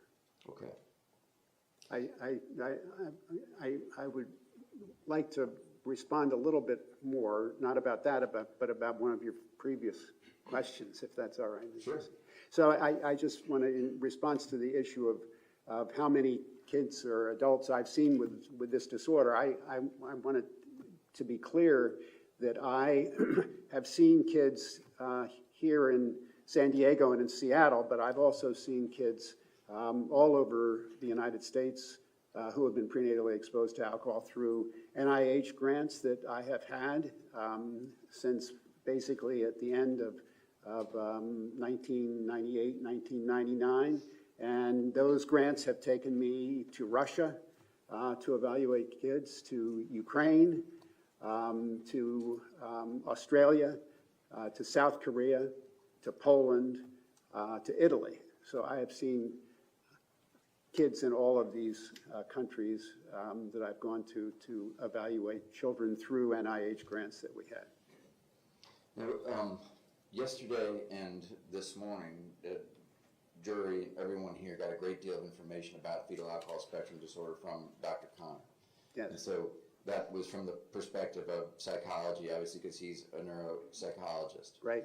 And so I just wanted to ask you if you could briefly, as a medical doctor, which is what you are, is that right? Yes. Just give us a real brief overview from the perspective of a medical doctor. Right. Well, I'll try not to bore you with things that you already know. But basically, the fetal alcohol spectrum disorder is not a diagnosis. It's an umbrella term. And under that umbrella are a variety of diagnoses. And they include fetal alcohol syndrome, which is the disorder that we first described in the United States here in 1973. Partial fetal alcohol syndrome is a second diagnosis that is under that umbrella. Alcohol-related birth defects. So alcohol does also cause some birth defects. And alcohol-related neurodevelopmental disorder is also under that umbrella. Now, as I said, the fetal alcohol syndrome was first described in 1973 in Seattle, at least in the United States. It was first described in 1973. And the disorder included children who were born to women who drank during the pregnancy, who had some very specific abnormalities. They had growth deficiency with respect to height and weight. They had a small head, which was a reflection of a small brain. They had some very subtle but very typical facial features, and those facial features included short palpebral fissures. The palpebral fissure is the window that the eye looks out of. So it's the measurement from the inner corner of the eye to the outer corner of the eye. And that's short in kids with the fetal alcohol syndrome. And then they had a smooth philtrum. The philtrum is the area of the face from the base of the nasal septum, which is this structure, down to the red part of our upper lip. And in you and I, we have these vertical ridges here on our philtrum, and you can feel them if you want to, or you look at your neighbor there. We've got these vertical ridges there. Kids with the fetal alcohol syndrome do not have those vertical ridges. The philtrum is smooth. And then the vermilion border, that's the red part of the upper lip. The vermilion border is smooth. That is to say, if you look at my face, I've got this Cupid's bow configuration in the middle of my lips. Kids with the fetal alcohol syndrome don't have that. It's just straight across there, and the red part of the upper lip is thinner than normal. And then they have neurobehavioral abnormalities as well. So that was in 1973. And then in 1996. Let me just interrupt you for a second regarding. I said 1993, did I? I meant 1973. Yeah, I said. It's all right. No, I wanted to ask you a question regarding fetal alcohol syndrome. Yes. You said that's one of the diagnoses, is Yes, that right? yes. And you talked about the facial features. In order to be diagnosed with fetal alcohol syndrome, do you have to have all of those? No, you have to have 2 out of the 3 features of those features. So of those 3 features, you needed 2 out of the 3 to have fetal alcohol syndrome, as well as partial fetal alcohol syndrome, which is another diagnosis underneath that, that umbrella. And this was in 1973, I think you said that this was identified? Yes. And at that time, was the belief that only people with some facial features could have a fetal alcohol spectrum disorder? Yes. Okay. And tell the jury, if you would, whether or not that opinion changed over time and how. Yes, it definitely changed over time, and there's been an evolution of this disorder. And actually, it was fetal alcohol syndrome that was there in 1973, but not partial fetal alcohol syndrome. We've just become aware of that subsequently. And alcohol-related neurodevelopmental disorder was not known at that time. In 1996, however, the Institute of Medicine of the National Academy of Science, which is, as you can imagine, a very authoritative body, decided that they wanted to get involved in this whole issue because it was seemingly as common as it was. So they established a committee, and they charged the committee with reading all the medical publications that were available on the fetal alcohol syndrome between 1973 and 1996, and then coming up with some conclusions as to what the prenatal alcohol exposure actually did. And so after doing this, they concluded that prenatal exposure to alcohol causes a spectrum of defects. And at one end of the spectrum was what I just described to you as the fetal alcohol syndrome. And then at the other end of the spectrum was this disorder called ARND, or alcohol-related neurodevelopmental disorder. And that diagnosis was used to describe children who were exposed to alcohol, but did not have the growth deficiency, did not have the small head, did not have those facial features, but did have the neurobehavioral abnormalities that was seen in FAS. And so then, that was 1996, and then in 2013, some neurobehavioral psychologists got together because they wanted to be a part of this fetal alcohol spectrum disorder idea, because they were obviously a part of the diagnosis of this disorder. And so they established something that they called NDPAE. And NDPAE stood for neurodevelopmental disorder associated with prenatal alcohol exposure. And it also was used to describe neurobehavioral disorder associated with prenatal alcohol exposure. So that's sort of the evolution of this. And I would also like to point out that alcohol-related neurodevelopmental disorder and NDPAE are exactly, well, I shouldn't say exactly, but they are the same disorders. And the difference between, they're the same by virtue of the fact that they are both describing children who were prenatally exposed to alcohol, or adults, not just children, children or adults who were exposed prenatally to alcohol, but who did not have the physical features of the fetal alcohol syndrome. So they're both the same from that standpoint. And so I think it's synonymous. I think ARND is sort of what we as pediatricians, we as physicians think of when we think of this disorder that includes prenatal alcohol exposure and neurodevelopmental abnormalities or neurobehavioral abnormalities, whereas for a neurobehavioral psychologist, they use the term NDPAE. And when you were talking about the spectrum, where you have the fetal alcohol syndrome is at one end of the spectrum, and that is an FASD with the facial features, or some of the facial features, right? Yeah, yes. And then you said at the other end of the spectrum is alcohol-related neurodevelopmental disorders. Am I right about that? You're right. Now, how does the cognitive impairment, or the neurocognitive impairment across that spectrum, is neurocognitive impairment always worse for people with fetal alcohol syndrome as opposed to a person with alcohol-related neurodevelopmental disorder? Yeah, so no. So basically you sort of would have the idea that the spectrum was identified, and that at one end of the spectrum where you had all the features, the child would be more severely affected from a neurobehavioral standpoint than the child who just has the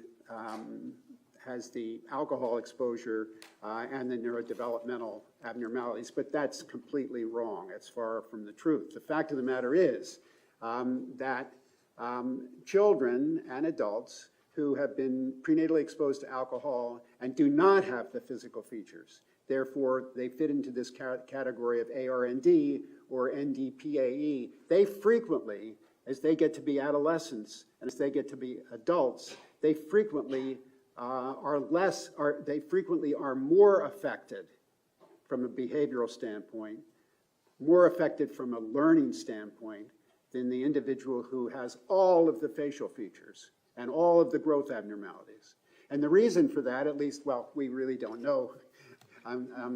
We really don't know exactly the answer to why that is, but it makes sense that the reason is that children who have just the neurobehavior problems, those children are not identified in the early years of their lives. They're not identified because they don't have the physical features.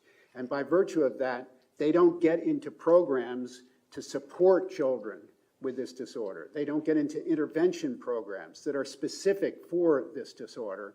And by virtue of that, they don't do as well from a learning standpoint, and they don't do as well from a behavior standpoint, as does the kids who have the full-blown fetal alcohol syndrome. It sort of seems the opposite as what it should be, but it's not the case. Will you tell us about the diagnostic criteria that you as a physician use when you are assessing somebody for a fetal alcohol spectrum disorder? Right. So do you want me to just talk here about ARND, or do you want me to talk about the whole spectrum? No, I mean, whichever diagnosis is relevant to you in this case. Okay, well, the relevant diagnosis in this case is alcohol-related neurodevelopmental disorder, because Nicholas Cruz clearly does not have the fetal alcohol syndrome, and I'm going to talk about that a little bit later. But the criteria for making a diagnosis of ARND is, number one, to be prenatally exposed to alcohol. Number two, to be greater than 3 years of age. because kids that are less than 3 years of age cannot do the neurobehavioral testing that's necessary to make a diagnosis of of alcohol-related neurodevelopmental disorder. So number one, they have to be prenatally exposed to alcohol. Number two, they have to be greater than 3 years of age. Now, then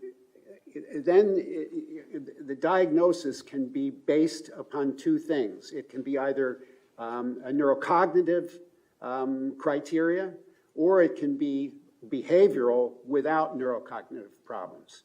So you can get the cognitive aspect of this in two ways. In one way, you get it from a full-scale IQ score of equal to or less than 1.5 standard deviations below the mean. Or, if that's not the case, you can get it through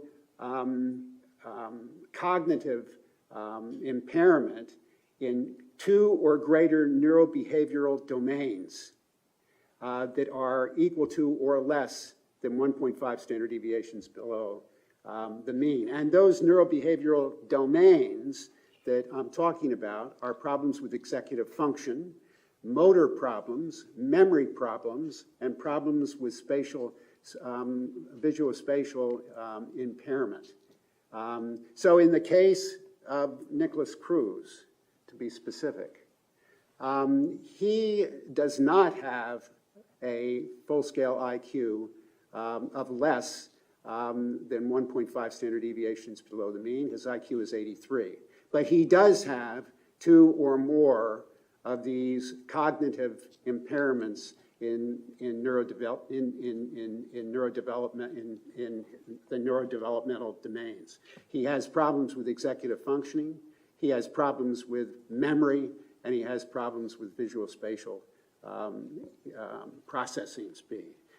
So he does fulfill the criteria, the cognitive criteria, without any question for alcohol-related neurodevelopmental disorder. Now, as I said, you can get this diagnosis in one other way, and that is if you have behavior problems and lack the neurocognitive problems. And it's a little hard to talk about this because we don't have enough in the way of behavioral testing to do that has been done on Nicholas Cruz to be able to say whether he fulfills not only the cognitive features, but also the behavioral features. Basically, those behavioral features are problems with self-regulation. So they're problems with mood, and they're problems with behavior.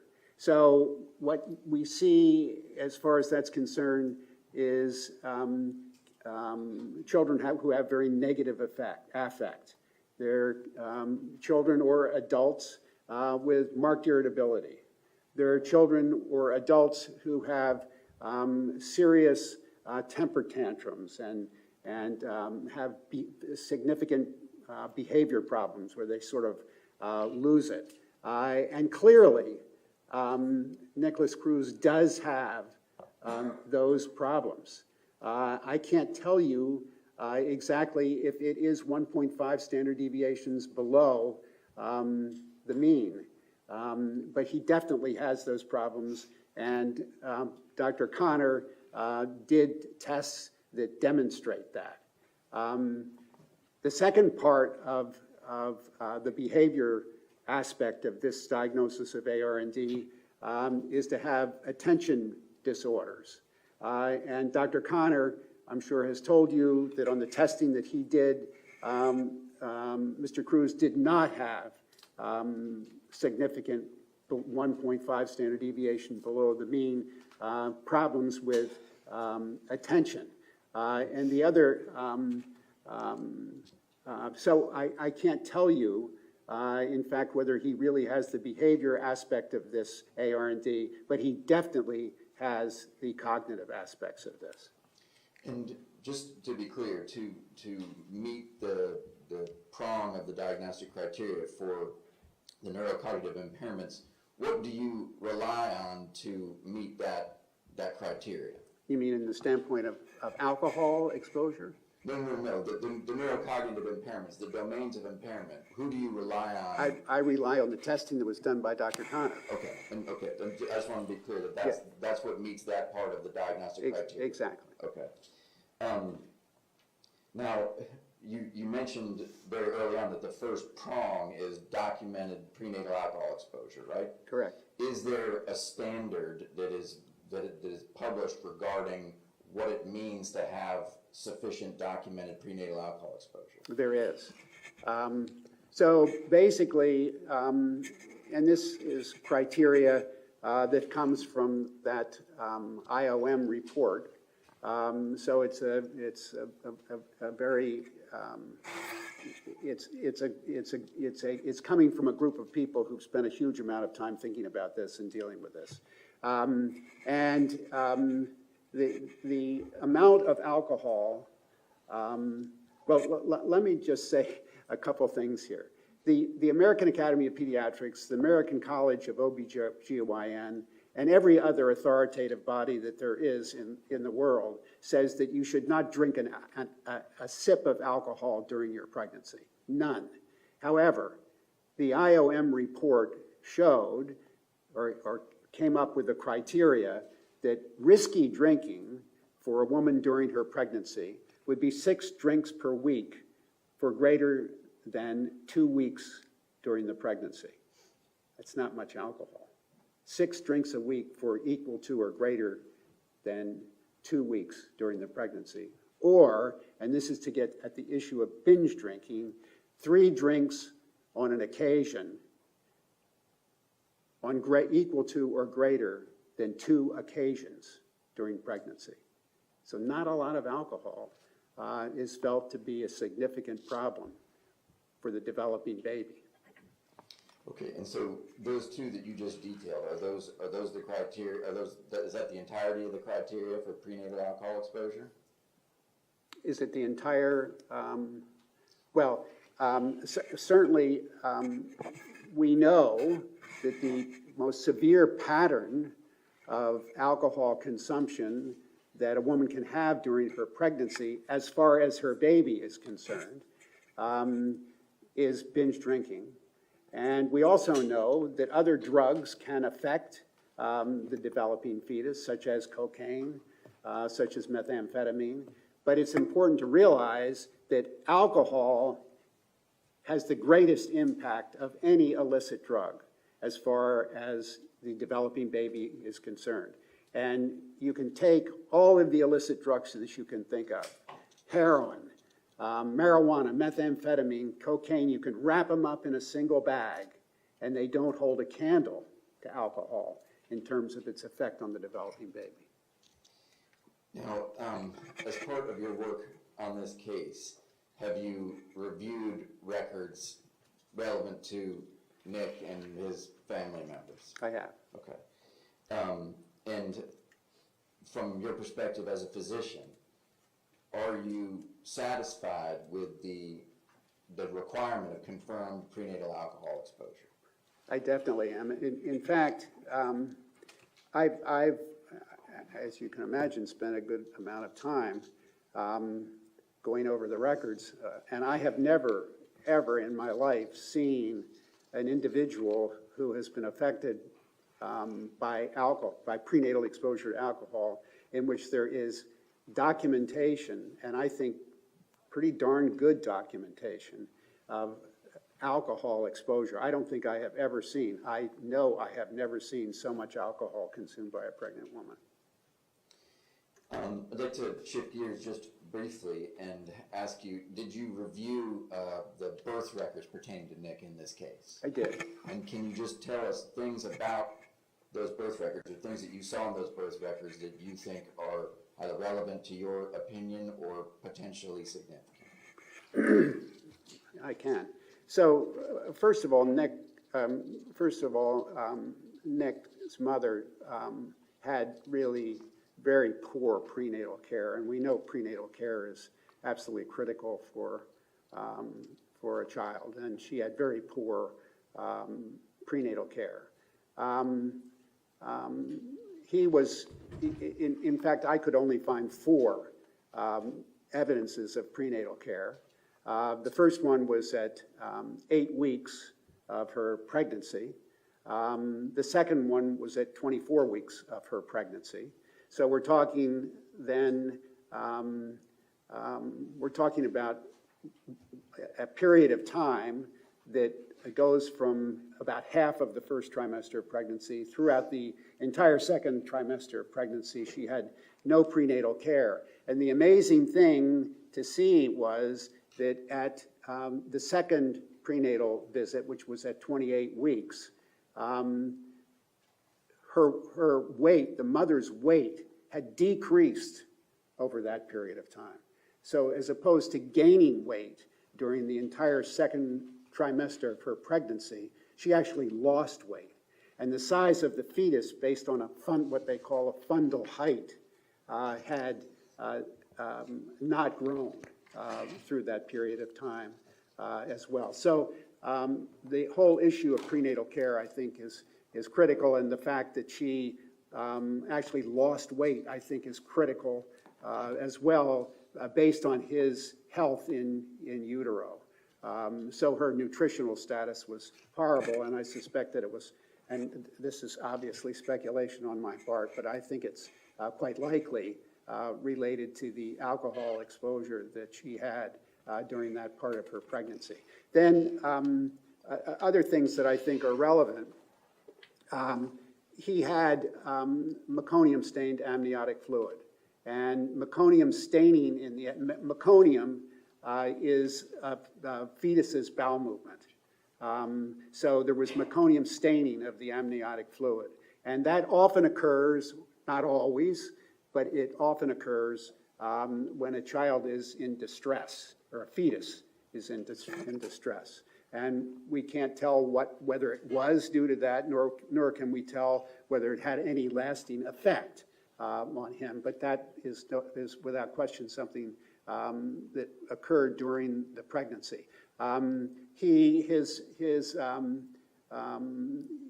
the time of his birth, which was by cesarean section, and it was a repeat cesarean section, his birth weight was 6 pounds 4 ounces, which is in the 14th percentile, so that's normal. His weight was, his height was 19 inches, which is it's in the 25th percentile, so that's normal, as well as his head circumference, which was 13.5 inches, which is also in the 25th percentile. So his height and weight were completely normal at the time of birth. However, he needed to be resuscitated at the time of birth, and the resuscitation was based on the fact that he was blue. So I don't know how many of you are aware of an APGAR score, but an APGAR score is a score that's given at the time the baby is born, generally speaking by a nurse in the delivery room, which gives the physician in the delivery room an idea about how the baby is doing at that moment. So the top APGAR score that you can get is 10, and the APGAR score is based on 5 different issues. One is respiratory rate, one's cardiac rate, one is tone, one is color, and one is reflexes. So you get a score of 2 for each one of those, and so the total is 10, and that's 10 if you're perfect. But his was 8 at 1 minute, and then it was 8 at 1 minute, and it was 9 at 5 minutes. So the problem was that he was blue at 1 minute, so his respirations were not good, and by virtue of that, he was resuscitated. And then at 5 minutes, it was 9, so it was better. So we don't know, again, what impact that had on him as he grew up. We have no idea about that and no way of really telling. It is said that I told you that he had meconium staining of his amniotic fluid, and with the meconium was tested for cocaine after he was born. As far as I can tell, it was not tested for alcohol. And the measurement of the cocaine in his meconium was, from everything I can gather, 0, which suggests that he was not exposed prenatally to cocaine. But it's hard to believe that, because you may be aware at a time in June, his mother Brenda and her friend Carolyn Deakins were arrested for possession of cocaine. And you might say, well, they weren't using cocaine, they were just arrested for having cocaine, but I think probably they used some cocaine. And so I can't understand why the meconium did not show cocaine. That was definitely in the second trimester of pregnancy. Let me ask you a quick question about that. What, in terms of testing the meconium, is it, to be the most reliable, is it important in terms of the way that meconium is handled? Yes. And I think that that's probably what the problem was. Meconium. I'm going to object Sustained. to speculation and Your witness is starting off by saying, well, I don't know for sure. But he's even saying I'm speculating. yeah, Mr. Sigwart, you need to ask another question. Okay. We heard from Dr. Conner, he pointed out and showed the jury that from Brenda's birth records, Yes. that somebody in the hospital notated alcohol abuse. Objection, Your Honor, as to him saying what another witness has said. You can ask him if he examined some records. Did you see anything relevant in the birth records regarding Brenda's alcohol use? I did. The nurse who discharged Brenda from the hospital after she gave birth to Nicholas has checked a box in the record for psychosocial problems. She checked the box, and beside the box, she said, patient admits to alcohol abuse. So I looked up what is meant by alcohol abuse. And it's in the dictionary, it says alcohol abuse is Sustained. Let me just ask you this, Doc. what? From the perspective of a physician, Yes, is the word abuse significant to you? very. Now, if you would talk, I'd like to transition to specific findings that you made of Nick, okay? Yes. But start off with the things that you discovered based on his records, and then we'll get to when you actually visited him at the jail. But can you tell me things that you found in the records that you thought were relevant to your opinion? I don't know how to answer your question. In terms of growth, things that you found. Gotcha. So when it really has to be that I talk about his growth first of all. When I saw Nick when he was 22 years old and 10 months, and I saw him here to examine him. When I examined him, his height was 5 feet 5 inches tall, which is the 5th percentile. His weight was 129 pounds, and I want you to know that I did not weigh him. I measured him, but I did not weigh him because there was no scale to weigh him in the jail. And so I asked him, and he said he weighed 129 pounds. And so that's the 10th percentile. And then his head circumference was 54.5 centimeters, which is the 37th percentile.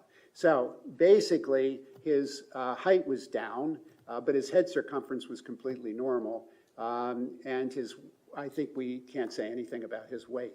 But I think it's important to realize that I have looked at the records of Dr. Marcus, who was his pediatrician. And I was able to find height, weight, head circumference measurements in that chart on well-baby visits from Dr. Marcus's office. And as far as head circumference, for example, there were 7 measurements between 2 months and 18 months of life, of head circumference. All of them, all 7 of them, were equal to or less than the 10th percentile. As far as height... Let me just ask you, what's the significance of them being at or beneath the 10th percentile? That is head circumference, length, and weight equal to or below the 10th percentile is the measurement that is significant for diagnosing fetal alcohol spectrum disorder. Is that clear? Yes, sir. Thank you. I just wanted to make sure that I understood you correctly. Yes. As far as height was concerned, there were 10 measurements between 9 months and 13 years of age. There were 10 measurements.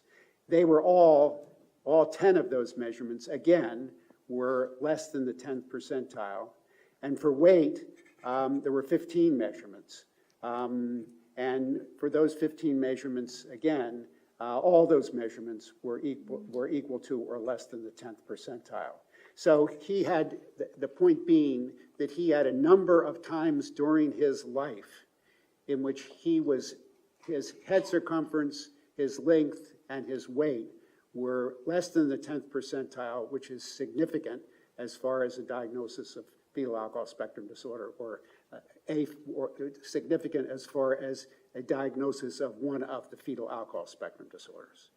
And I think you mentioned this, but when you examined Nick yourself, you did measure his head, correct? I did. And that measurement was what? That measurement was 54.5 centimeters, which is normal.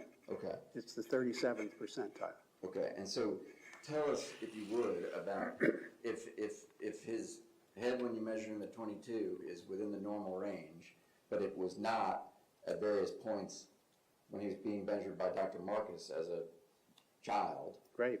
As a physician, what does that tell you? It tells me that despite the fact that his head circumference was normal at the time I examined him at 22 years of age, that he clearly had times during his life, many times during his life, when his head circumference as well as his height and weight were clearly at an abnormal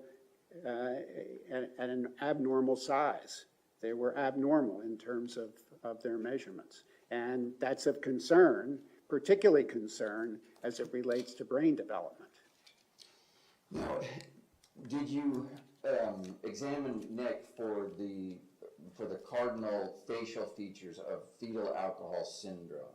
I did. And can you tell the jury what you found with that examination? Right. So if you remember, fetal alcohol syndrome includes these growth problems, as well as the small head, and then these 2 out of the 3 facial features. So I measured his palpebral fissures, and you measure it by measuring from the inner to the outer corner of the eye. And the measurement that I got was 3.1 centimeters. And that, for palpebral fissure, at that age, is in the 92nd percentile. So if anything, his eyes, his palpebral fissures were large. He definitely did not have that feature of the fetal alcohol syndrome. I measured his philtrum, and the length of his philtrum was 1.3 centimeters. Again, the philtrum is from the base of the nasal septum to the red part of the upper lip. I measured that. It was 1.3 centimeters, and that is a completely normal length of the philtrum. I looked at the philtrum for these ridges to see whether he had the ridges there that are normal, or whether his philtrum was smooth, which would be typical of the fetal alcohol syndrome, and he had completely normal ridges on his philtrum. So that did not fit as far as fetal alcohol syndrome.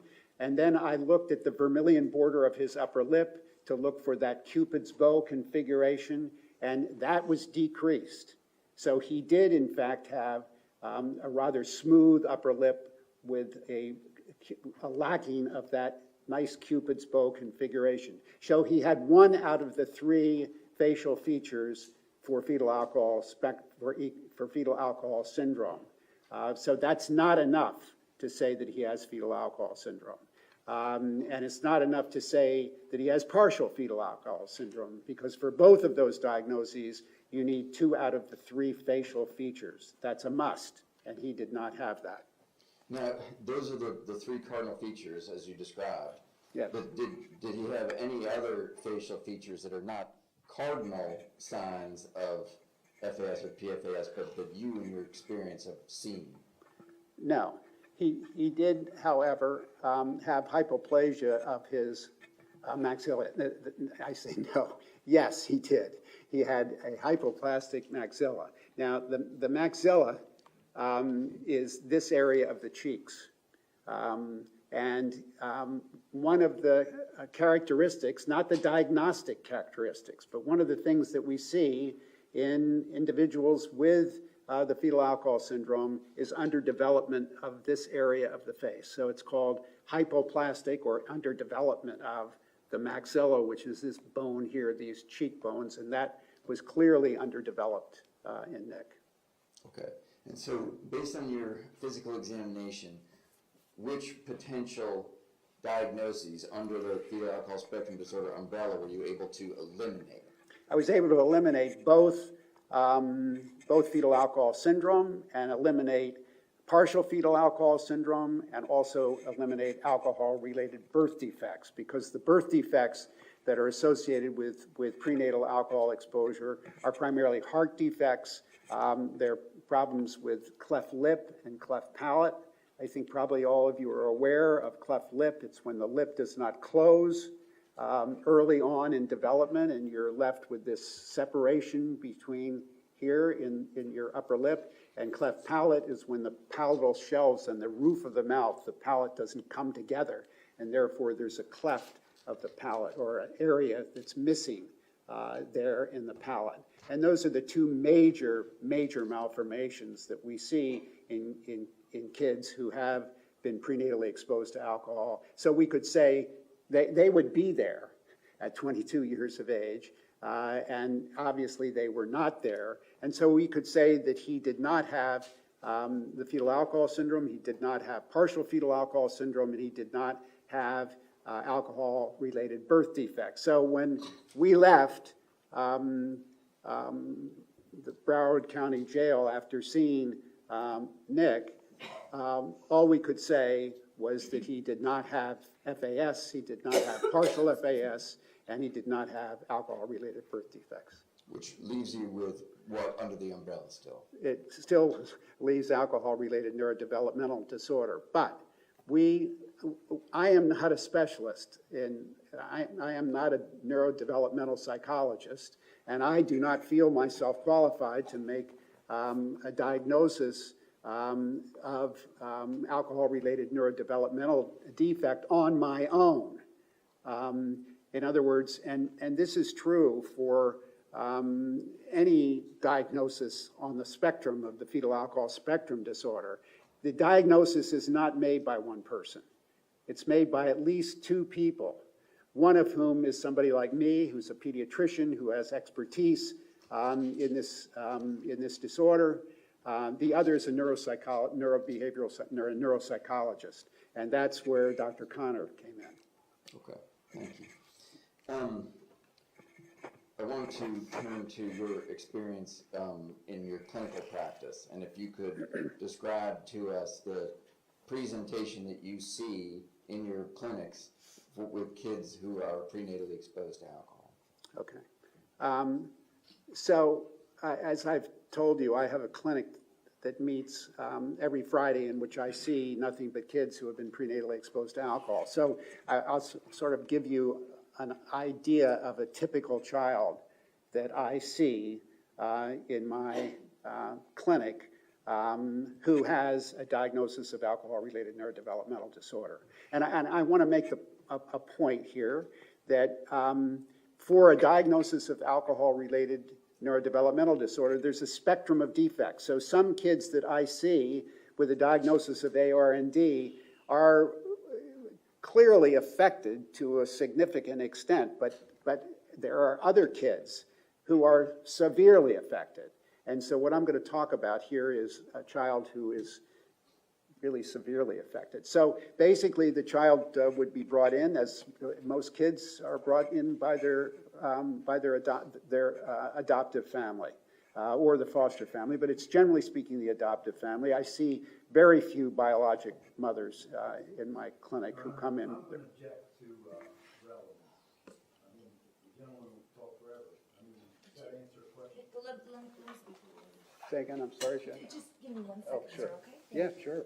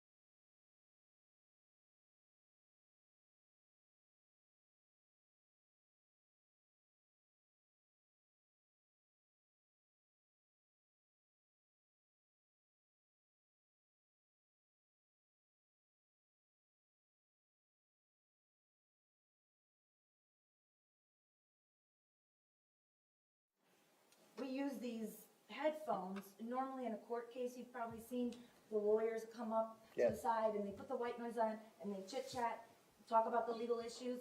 Well, we started in this trial using these headphones so that we don't have to do that. Most of the time it makes it easier, although everybody's going, why are they on the headphones? But that's what we were doing. We Thank were you. having a sidebar without having to get out of our seats. Thank you, Just so you know. thank you. I've explained it to the jury before, but if you didn't know, now you do. I do, thank you. Sure. Thank you, Your Honor. And Doc, this is my fault, but I'm just gonna ask you to try as best you can to be brief with your responses. Right. It's not meant as a criticism. Right. It's just the way this goes in court. I have to ask a question, you have to give an answer. Gotcha. I mean, no disrespect by saying that. That's fine, I don't feel that. Okay.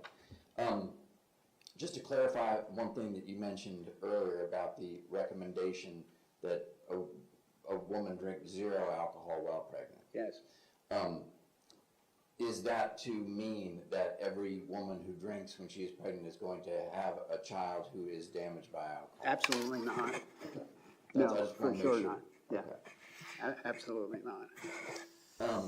And in terms of in your experience, Yes. decades of experience with children prenatally exposed to alcohol, without a narrative of this specific child, can you just give us an idea of the types of things that you see in kids prenatally exposed to alcohol? Yes, I'm sorry. No, don't apologize, Right. it's not your fault. So, yeah, I think that kids who have been prenatally exposed to alcohol, who have alcohol-related neurodevelopmental abnormalities, have problems with friends. They often don't have friends, and those friends that they have are frequently children that are younger than they are. They have hyperactivity. They have incredible attention disorders. They do all kinds of unsafe things. They can't sit and watch a TV show. They are constantly moving. And in many cases, unfortunately, these kids do things that are really unsafe. And we hear it all the time. They run out into the middle of the street and into the middle, get into problems with traffic. They become aggressive. Aggressiveness is just an incredible thing that happens to these kids. And the aggression, unfortunately, for the mom is oftentimes directed at her and the siblings, but it even then spills over into school, and they are aggressive to the teacher even, and to other kids, and they fight with other kids on the playground, and they completely disrupt the whole school setting. And they, one of the things they do so typically is that as opposed to raising their hand and saying, can I ask a question, teacher, they just blurt it out, and they have no patience whatsoever. Memory is a huge problem for these kids, and parents will frequently just become overwhelmingly frustrated at the fact that they spend an hour at night with the child trying to teach the child their ABCs. This is as a 5-year-old, their ABCs, and they know them well when they go to sleep. And then the next morning, they know absolutely nothing about their ABCs. So memory is just a huge problem. Temper tantrums are just horrible. And the temper tantrum frequently the child goes from 0 to 100 in about 30 seconds.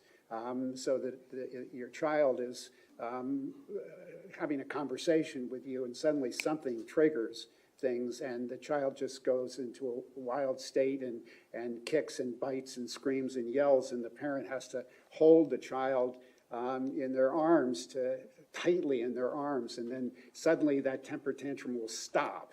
And it's almost as though what happened. Doctor, let me interrupt you for a second. Yes. From the perspective of a physician, is there a role played by the concept of stigma with this disorder? Oh, there's a horrible problem as far as stigma. In fact, I don't think that we are ever going to be able to prevent this disorder if we don't deal with stigma. And I've actually written a lot about this because I'm so concerned about it as far as this disorder is concerned.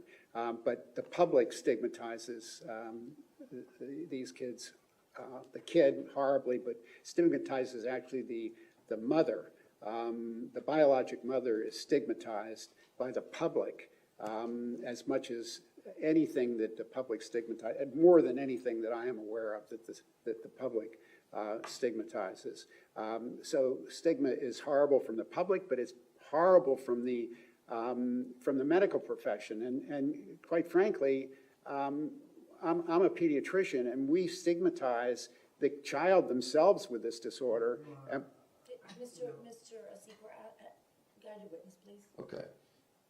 It's my fault, Dr. Warren. What's that? Let me just ask you this. When it comes to that stigma, Yes. what does the effect of finally having a diagnosis have on that issue? Well, it has a great effect for the parents. And a diagnosis, you know, you might think that to tell a family that their child has the fetal alcohol spectrum disorder might be horrible for a family. But to the contrary, it's frequently a very positive thing for the family. Let me speak to the lawyers, please.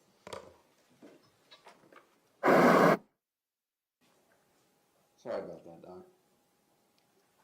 Sir, do you need water? There's water right there on the. Oh, great. It's fresh, Thank you so much. cold water. Yeah, that's great. Thank you.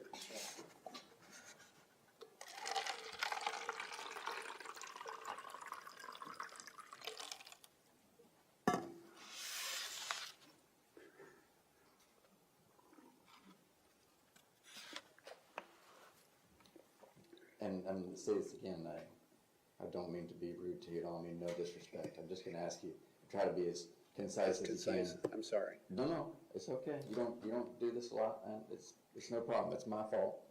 But I just remind you to try to do that as best you can, okay? Yes, And if I put my hand up, I'll stop. and it's not trying to be rude, I just, I understand. okay. We were talking about the concept of stigma, and Yes. I think I kind of confused that issue, okay? Yeah. So, before a child is identified as having a fetal alcohol spectrum disorder, Yes. in your experience, do you see that they are somehow stigmatized based on their behavior? Yeah, I think that they're very stigmatized. I think the child is stigmatized. I think the mother is stigmatized. I think the child is stigmatized by his friends. I think he's stigmatized by society. I think he's stigmatized by the education system, and I think he's stigmatized frequently by his adoptive mother. Okay. Overruled. Go ahead. And just very briefly, in terms of how that applies to the parent, how is that stigma applicable to the parent in terms of what you see in your practice? Right. The parent is also stigmatized horribly. And the result of that is that the parent does not, if it's the adoptive parent does not take the child to the doctor, because the last thing in the world that the adoptive mother wants to do is have. Objection, Your Honor, he's talking Oh, about. Let me speak to the lawyers.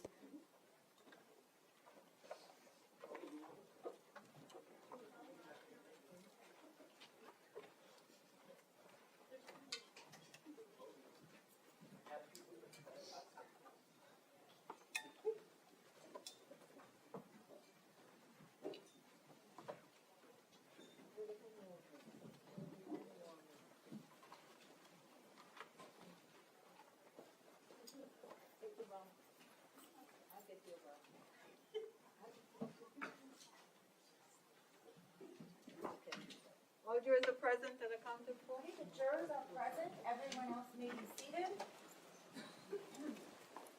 Mr. Secor, whenever you're ready, you may continue. Thank you.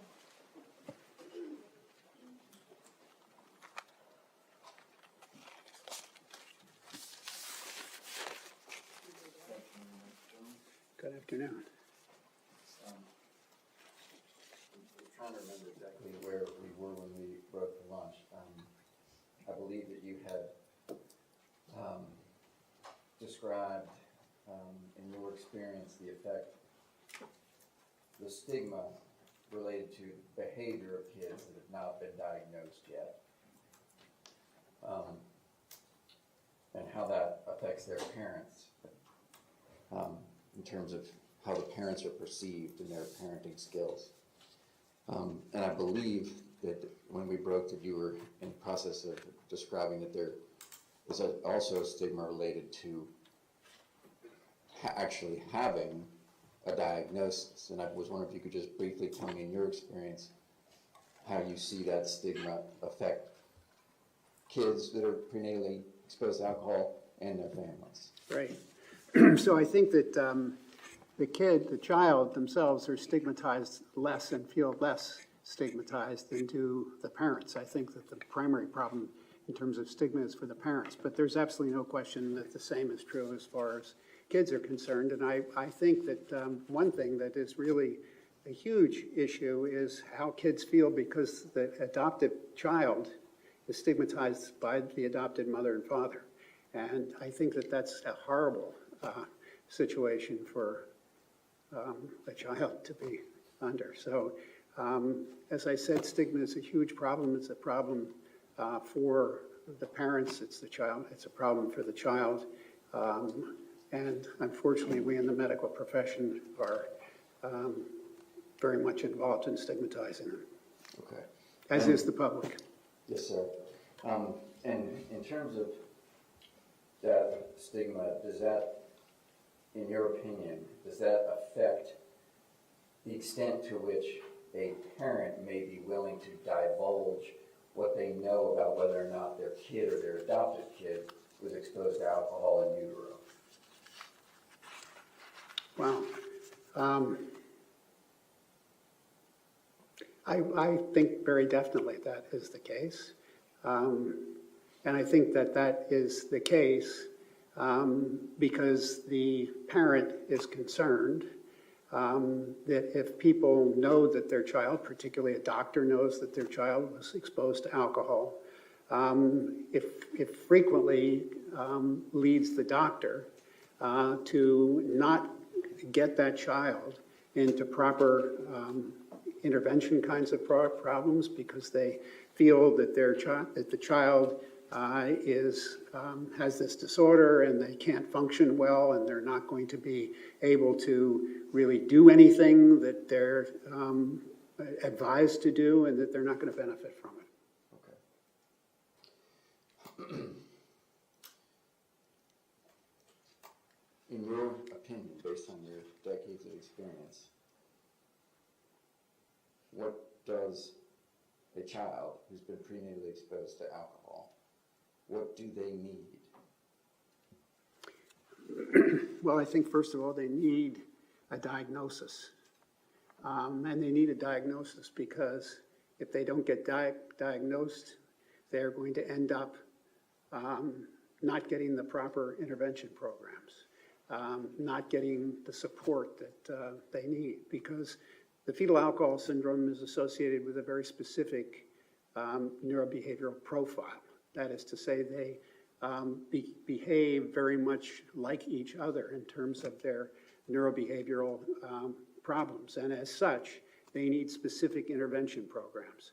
And so often, they're not diagnosed, and therefore they are treated with prevention programs that are great prevention programs. And I think that for sure that was the case with Nick, that he got through the school system, through the Henderson Behavioral Health Clinic, and through all kinds of the school system. He, I believe, got fantastic services. But unfortunately, the services were really not benefiting him because the diagnosis had not been made, and therefore the therapeutic programs that were outlined for him were not getting to him and not helping him.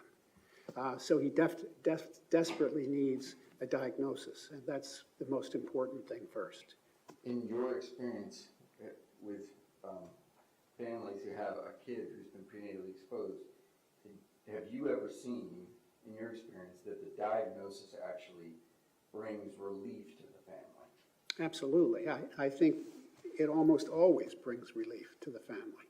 And the reason is that families of children with the kinds of problems that these kids have, those families they're being told by physicians and by neuropsychologists and by teachers, they're being told that, that they have these problems, but they're never told what the cause of these problems are. And the parents know that the child does not have autism.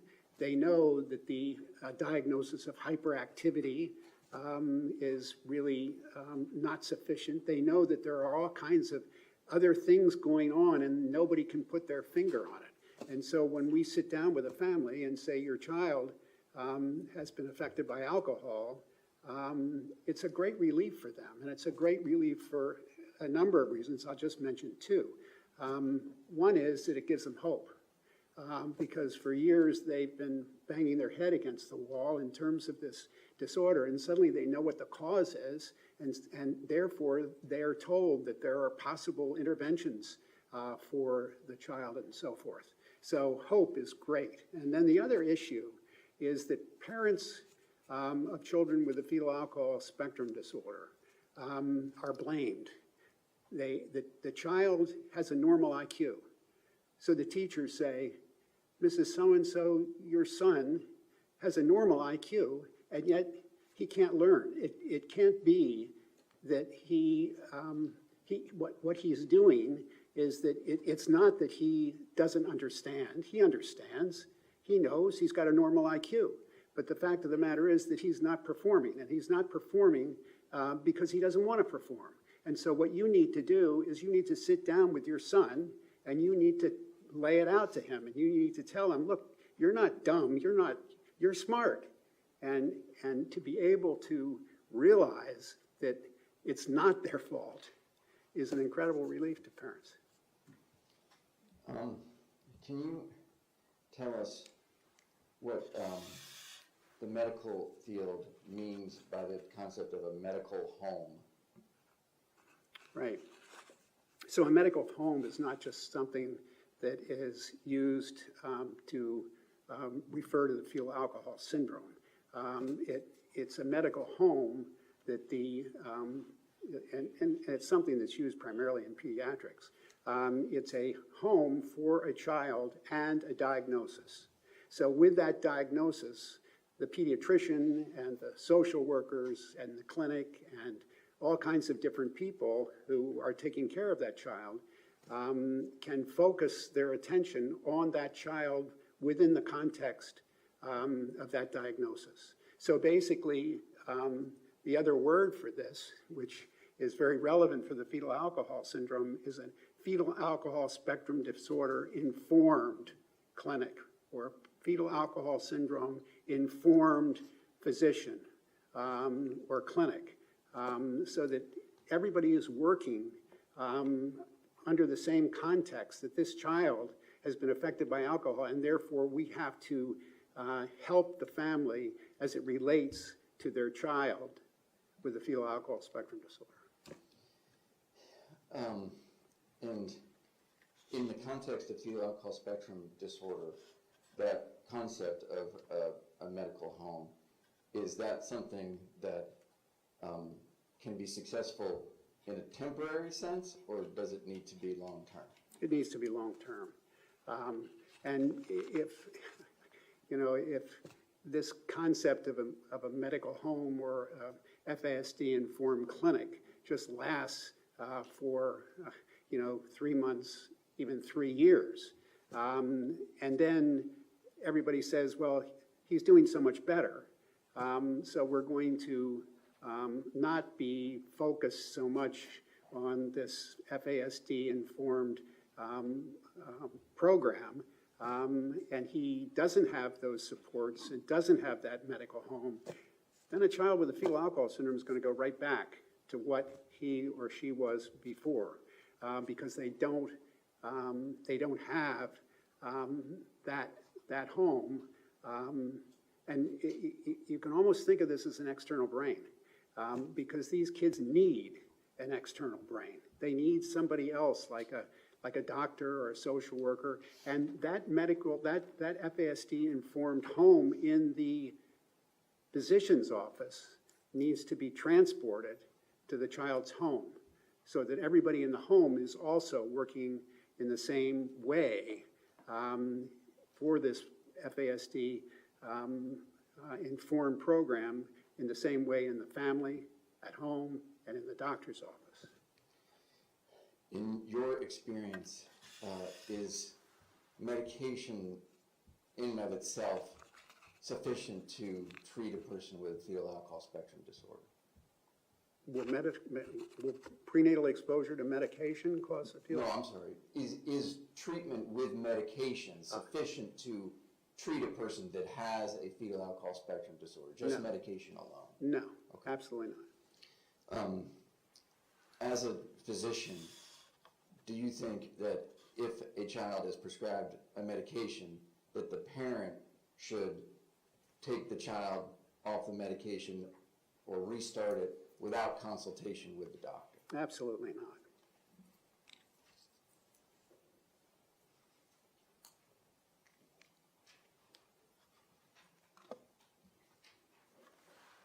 You've touched on these things a little bit, but I wanted to make sure that I asked you about the specific interventions that you have identified as being crucial to treatment of a person with a fetal alcohol spectrum disorder. Right. So I think that there are now interventions that have been developed that are specifically related to helping children who have the fetal alcohol spectrum disorder or the fetal alcohol syndrome or ARND. There is a program, for example, and would you like me to mention some or not? Yeah, whichever ones that you think are doing what needs to be done and Okay. why. Okay. So the MILE program, M-I-L-E, was developed at Emory University. It's a spectacular program. It's been primarily used in Canada, but it's a validated program that is focused on math, but it certainly is not just teaching them math. At Emory, they're working on another program now called Go Far, which is also a fantastic program, but has not yet been validated. And then probably the program that has been, I'm not going to say most successful, but has been used the most here in the United States and also in Canada, is the Families Moving Forward program, which is really, I think, a fantastic program that also has been validated. And that is a program in which coaches, if you will, have been trained in this program, and those coaches take the program to individual families. In other words, this is not a program in which they put a bunch of people in an auditorium and then give them ideas about how to deal with their children. It's basically one-on-one, that the person who's the specialist works with a family, and the work is primarily towards the family, the mother and father, not to the child, because the idea is to teach the mother and father, who is then going to manage the child. And so they meet with a family for 90 minutes every other week.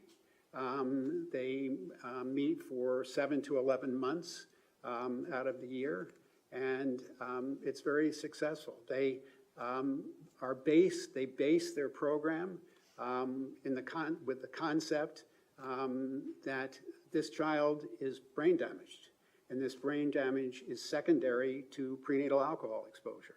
And they develop ways and they work on ways to help parents understand what's going on with their child, and then be able to manage their child so that the child can be helped in terms of learning and behavior.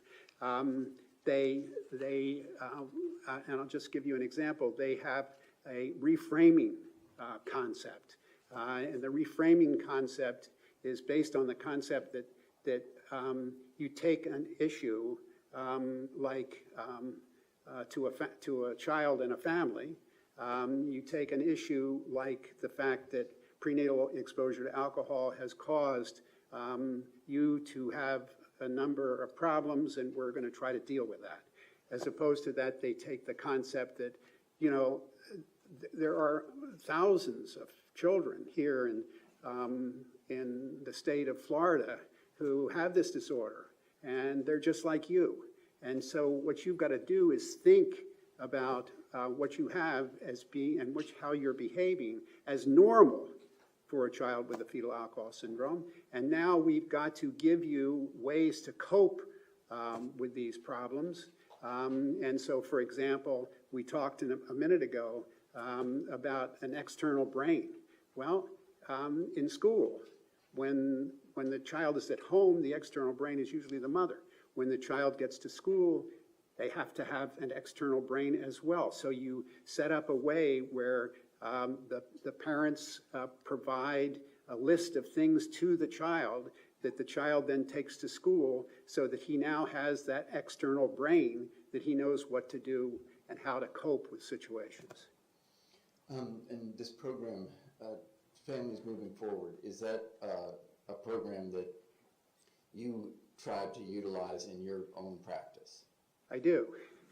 We don't have the money at this point to be able to develop such a program in San Diego. So I have a therapist, not my own therapist, but a therapist who works with the kids that I see, who is an expert in dealing with kids with alcohol-related neurodevelopmental disorder. And she uses many of the techniques that I just mentioned to you that is used in Families Moving Forward. And she's fantastic. And she sees every child that I see, be it a new patient, a follow-up patient, whatever, she sees that child with me because of the concept here that this is a brain-based disorder, and we need somebody to help these kids as far as their brain is concerned. And so she spends huge amounts of time with these families, and I'll tell you, it's just amazing to see a family who is an adopted family who just found out that their child has been affected by alcohol, and this woman's name is Andy, and she stands there with them and tells them these family moving forward concepts and some other concepts that she has learned over the years. And you see the mother sitting there, and she's going like this, and she can't believe it, what she's hearing, and it's fantastic. During the course of your work on this case, have you been able to identify whether or not any intervention programs specific to fetal alcohol spectrum disorder existed in Florida during Nick's life? Yes, they did. And was one of those Families Moving Forward? It was the Families Moving Forward program, yes, in Sarasota. Are there any other specific intervention programs for kids with FASD that you've been able to identify that existed during Nick's life? In Florida? Yes, sir. No. Okay. Anything through the Department of Education? Yeah, I think that the Department of Education here in Florida has done a great job. I'm very, very impressed with what's happened here in Florida as far as fetal alcohol spectrum disorder is concerned. And in 2005, the Board of Education here in Florida established a resource guide for teachers to help teachers learn how to work with and help kids in their class with a fetal alcohol spectrum disorder. And I'll tell you, I'm not sure I know of many more states in this country that are doing things like that. It's very impressive, very progressive. Based on everything that you've reviewed pertaining to this case, are you aware of whether or not any of those FASD specific interventions were utilized in Nick's life? I have not seen any, no. No, just a moment, Your Honor. You may.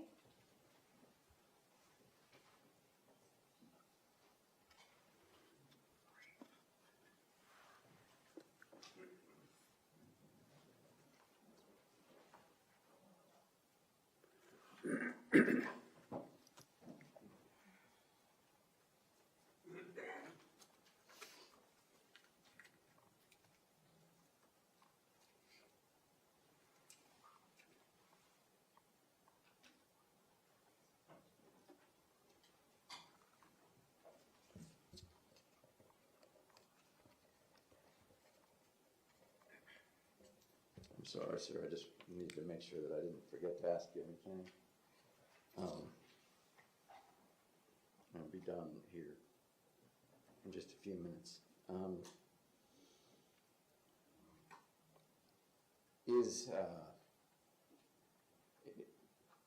I think you answered this when you were describing the concept of the families moving forward and the interventions that you think are necessary. But I wanted to ask you this, is for kids with fetal alcohol spectrum disorder, is a highly structured environment important to them? Very much so. Very, very much so. And can you just briefly explain to us why that is from the medical perspective? Well, it fits in with this this external brain concept. It fits in with the fact that children with this disorder are, as I've mentioned, incredibly hyperactive. They have very poor attention spans. They exist in a world that's moving very fast. Like everybody in this room is living in a world that's very fast, but they cannot handle it. And they've got all these stimuli coming in, and it just makes life very, very, very difficult. And so to be able to have a child who has this disorder, who is in a cocoon almost to a certain extent, who has people who are constantly helping him move forward in a successful way, it's incredibly helpful to them. Now, I am not necessarily an advocate for homeschooling in general, but I think I've come to realize that homeschooling is absolutely fantastic for these kids with fetal alcohol spectrum disorder for the same reasons that you're bringing up, because and it's usually the mother that does this, and she can work with her child for 2 hours in the morning and suddenly see that the child's losing it, and she can say, okay, we're going to stop, and we're going to relax here, and we're going to focus on things, and we're going to get into a quiet place and calm you down, and then 2 hours later, she can come back to work with them, and they've sort of recalibrated themselves. And it's really been, in my experience, it's incredible to see what homeschooling can do for these kids. Based on the importance of the concept of an external brain for treating kids with fetal alcohol spectrum disorder, and this, might sound like a stupid question, I apologize if it is, but for a child that has fetal alcohol spectrum disorder, the consequences of losing both parents, is that something that, from your perspective as an expert in this field, is that something that would be a serious problem? I think it would be devastating. And for just the reason I think that you bring up, particularly I think for a child like Nick, whose adoptive mother was so important to him, who he depended on so much for everything in his life, from getting him to work in the morning, to help him with friends and trying to help him understand what friendship was and be able to help him with people, help him with people who he doesn't think trust him. So for somebody to have a mom that's like that, who loses her, I think would be devastating. In the event that I didn't, if I didn't, I apologize. I just want to give you the opportunity to just tell the jury very simply what your opinion is in this case, or your diagnosis is in this case. My diagnosis is alcohol-related neurodevelopmental disorder, and I base that on my own physical examination that showed that he does not have fetal alcohol syndrome or partial fetal alcohol syndrome, and Dr. Connor's neurobehavioral evaluations, and the time that I have taken to go through his files and the charts and to see a little bit more about what he's about.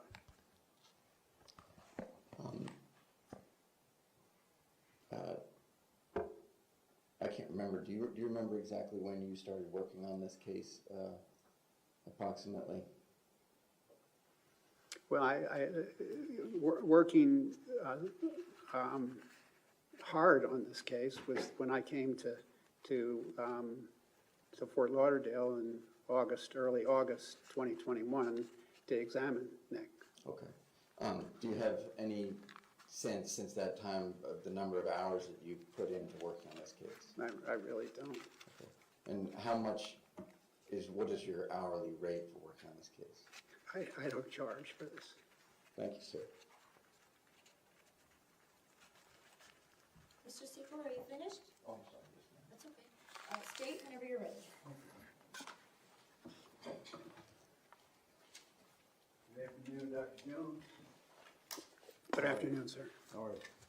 Okay, good.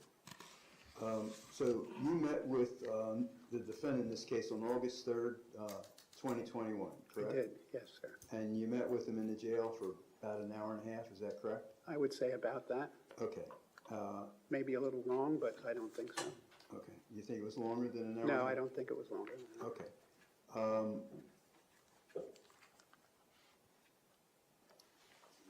How much, and you were there to take measurements, correct? You Sorry. do a physical examination, take measurements? That, as well as do all the things that I've mentioned on the physical exam. I'm sorry? Do the things that in addition to take measurements, I did a physical exam. No, make observations, yes, I'm sorry. Yeah, To yeah. do an evaluation, Yes. Yes. include obviously Yes, sir. more than just taking measurements. Right. Of course, okay. So, before you came on August 3rd, Doctor, 2021, did you review anything? I try to review as little as I can before I see a child in this situation or a person in this situation. But I did know for sure that he had been prenatally exposed to alcohol, or I was told that he was prenatally exposed to alcohol. So I knew that, and I don't think I reviewed anything prior to coming to Broward County to see him. Okay. So, tell us exactly what you did as far as your physical evaluation of the defendant. Right. So I started examining him by measuring his head. Okay, and I think you said on direct that was normal, correct? It was within the normal range, yes, average head circumference. Right, and you compared that to his birth, and when he was born, his head was normal, correct? It was normal at birth, yes. So, okay, all right, and the next measurement you took? The next measurement that I took is that I stood him up against the wall and measured him with a measuring tape. Okay, And his height was 5 feet 5 inches, which is short. okay. Let me ask you a question. Did you ever see his identification card where it indicated he was 5'7"? I didn't. Okay, okay. And you asked him how much he weighed. I did.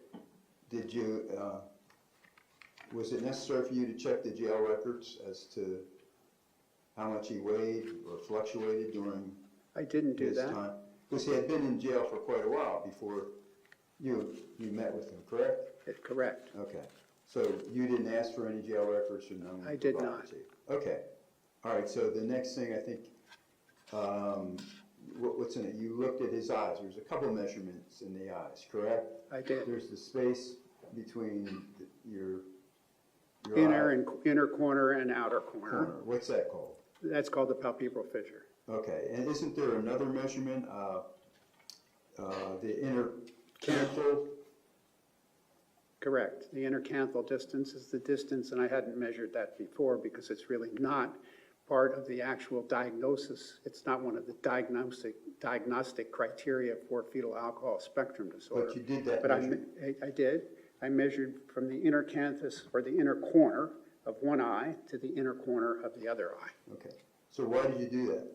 It's because there are a number of minor anomalies that are seen more frequently in children with the fetal alcohol syndrome, who are not part of the diagnostic criteria for making the diagnosis. So that was of no significance? And that was in that group. Okay, then you talked about the palpebral fissures, right? I did? Okay, that's the first cardinal indication of fetal alcohol syndrome, correct? Correct. All right, and you took that measurement, I did, yes. and that was normal? That was normal. Okay, and then what did you do? Then then I did the intercanthal distance. Then I measured from the base of the nasal septum to the red part of the upper lip, which is called the vermilion border of the upper lip. Right, the philtrum, right? The philtrum. Right, okay. And with both of those measurements, Dr. Jones, you used an actual ruler, I did. so you could tell the actual measurement, I correct? did, yes. Okay, so the vermilion, the top of the lip, that's kind of a subjective measurement. That's the third cardinal one, right? I'm sorry, could you repeat that? Yeah, okay. We talked about the two of the cardinal indications. Go ahead. Yeah, but but the important thing about the philtrum has nothing to do with the length of the philtrum. Ridges. It's the ridges on the Yeah. philtrum. I'm sorry, I didn't think you had mentioned that. I'm sorry. No, maybe I didn't, but I had heard you do it before. I just didn't. Sorry, yeah. If you want to explain it again, that's No, fine. no. I You think okay with Okay. I All hope right. the jury So understands that. those first two were fine and Yeah. normal, right? Yep, And then I wanted the vermilion, as you also explained before and quite well, that that's a subjective measurement, isn't well, it? it's a little subjective it's a little subjective, but it's something that you basically hold a little card up to the side of the individual's face that has 5 pictures on it, and the top picture is a picture of a child with a very smooth upper lip that lacks that Cupid's bow configuration. And then the next picture down is a picture of a child with a vermilion border that's a little bit more normal, but still abnormal. And then the third picture is a picture of a child with a vermilion border, again, I'm talking about this upper lip, that is completely normal. And then the then the fourth and fifth pictures are pictures of a vermilion border that are much more obvious than the normal. And so a picture in the top 2 squares, if the individual's vermilion border looks like one of those, that is indicative of fetal alcohol syndrome. And if it looks like the third, fourth, or fifth, it's indicated that it's not the fetal alcohol syndrome. Okay, so you were looking at those diagrams, Yes, right? yes. And you thought he had a smooth vermilion, right? Somewhat more, not number 5, the top one, Right, okay. but number 4, yes. Okay, so having examined the defendant and looking at the 3 cardinal indications. Yes. You didn't come up with 2, right? Just 1. Just 1. So, and I think you told the jury when Mr. Secor was speaking to you, you eliminated fetal alcohol syndrome, correct? Correct? And you eliminated partial fetal alcohol syndrome, correct? Correct. Yes. Okay. So then I think you had mentioned mid-face hypoplasia, correct? I did. Okay. And isn't it true that 90% of the people with fetal alcohol spectrum disorder or along the, as you call it, the umbrella, do not have mid-face hypoplasia? I quite frankly don't know about 90%, but certainly it's not the majority of kids. Okay. Have you ever said that only 10% of the people that are on the spectrum have mid-face hypoplasia? You know, I quite frankly don't think I've ever said that, but I may have said that. I've written a paper on this. Okay. And I've not reviewed it recently, but it may very well be Okay. 10%. Okay, because let me show you. Remember giving a deposition? I do. Yes, I do. Okay, on March 29th. So let me show you page 35, counsel.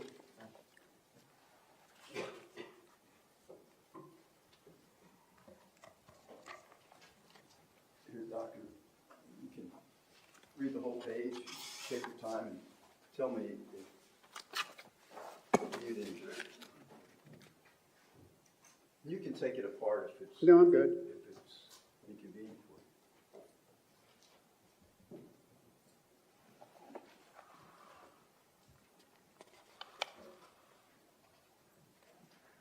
you. Okay, it definitely says 10%. And I think you asked me to take a guess. 10%, 2%, and I said 10%. So, you know, I think it's a guess, and I think there's probably a number that is behind that guess. Okay. But it is definitely not one of the cardinal features of fetal alcohol. No, I know. Right. No, you have told me that. Yeah, But, so you were guessing when you told me it was 10%? right. Okay.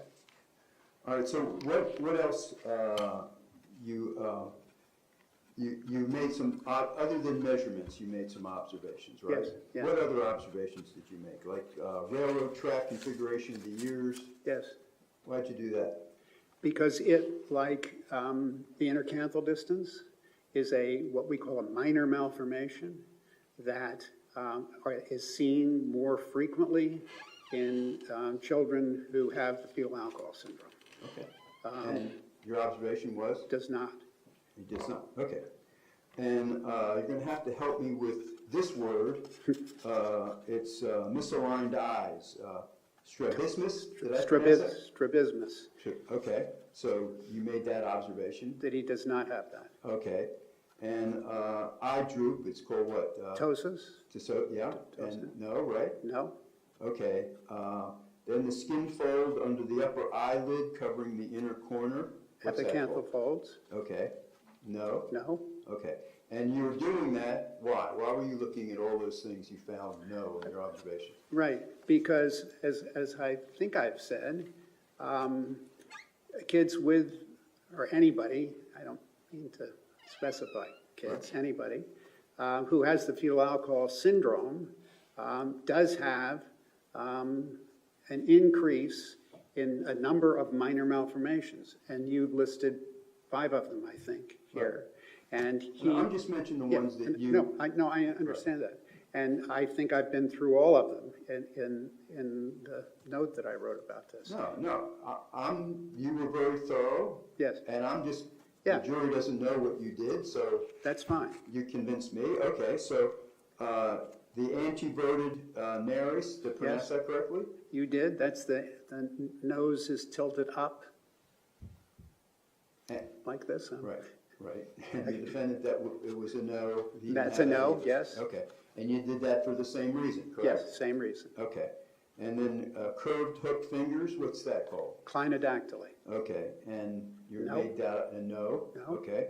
And then the fingers cannot be straightened, what's that called? Camptodactyly. And that was no? That's right? no, right? Okay, and then the tightening in joints? That's a no. That's a no?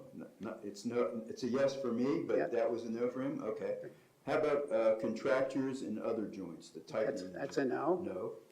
Hockey stick upper palmar crease in the hand? That's a no. Okay. Another thing that you. Another looking thing, for? yes. Okay.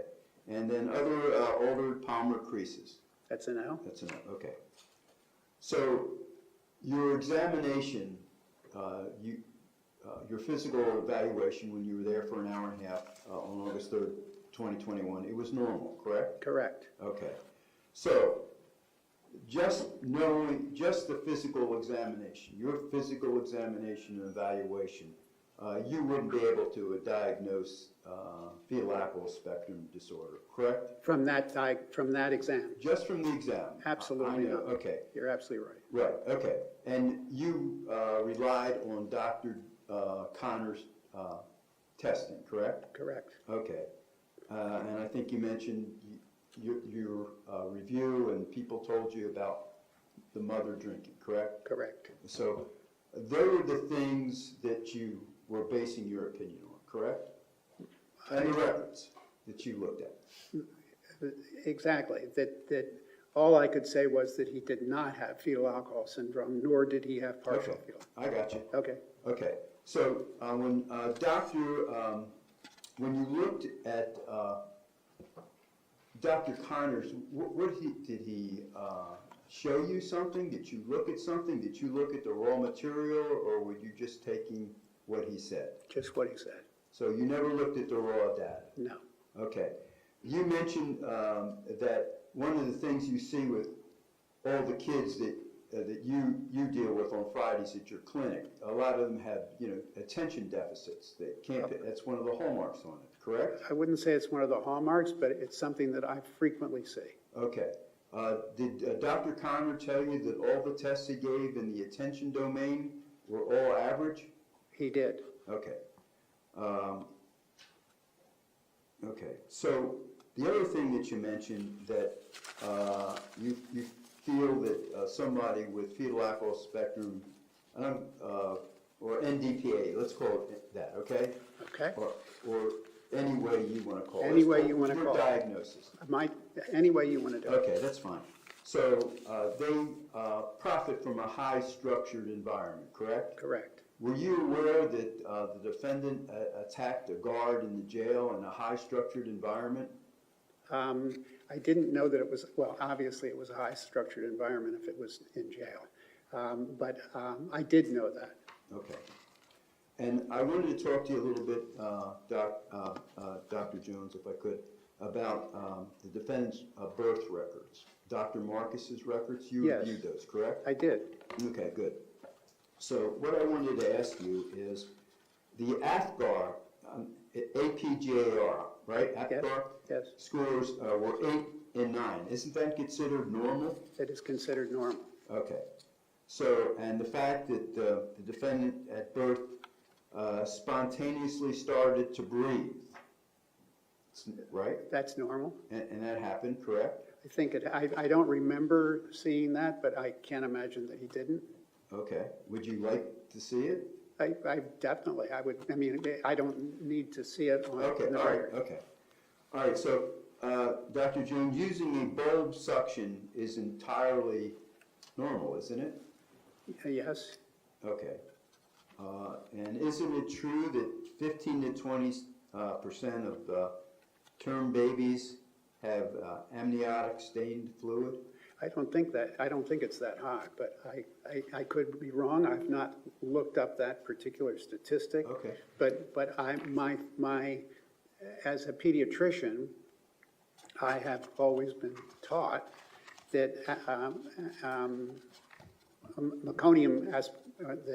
meconium in the amniotic fluid can frequently be a sign of fetal distress. Okay.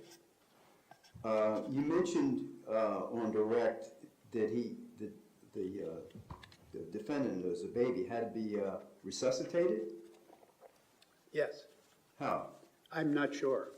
I'm not sure, and I'm not sure.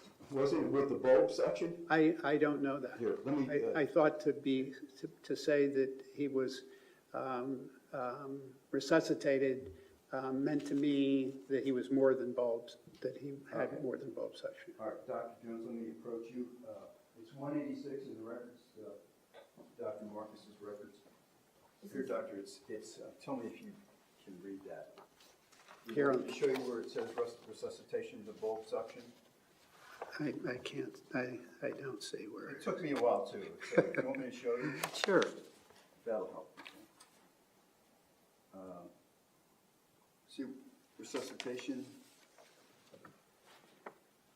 I do. and see where it says bulb suction? I do. Okay. Isn't that normal?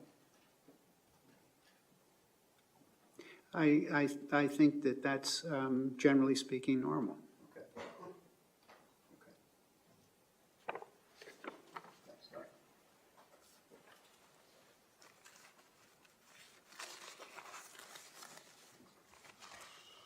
And the defendant, after he was born, he went straight to the newborn nursery, not to, to any kind of neonatal intensive care, right? Went right to the nursery, right? Yes. Okay, and then the physician's report on a child, I don't know how it is in California, Doc, but HRS requires this form. You have to check every box, for normalcy, for instance, eyes, ears, mouth. Yeah, I'm sure you're more familiar with this than I am. Heart, lungs, abdomen, extremities, neurological, correct? Correct. And Dr. Marcus's, they're all checked, correct? Correct. Okay.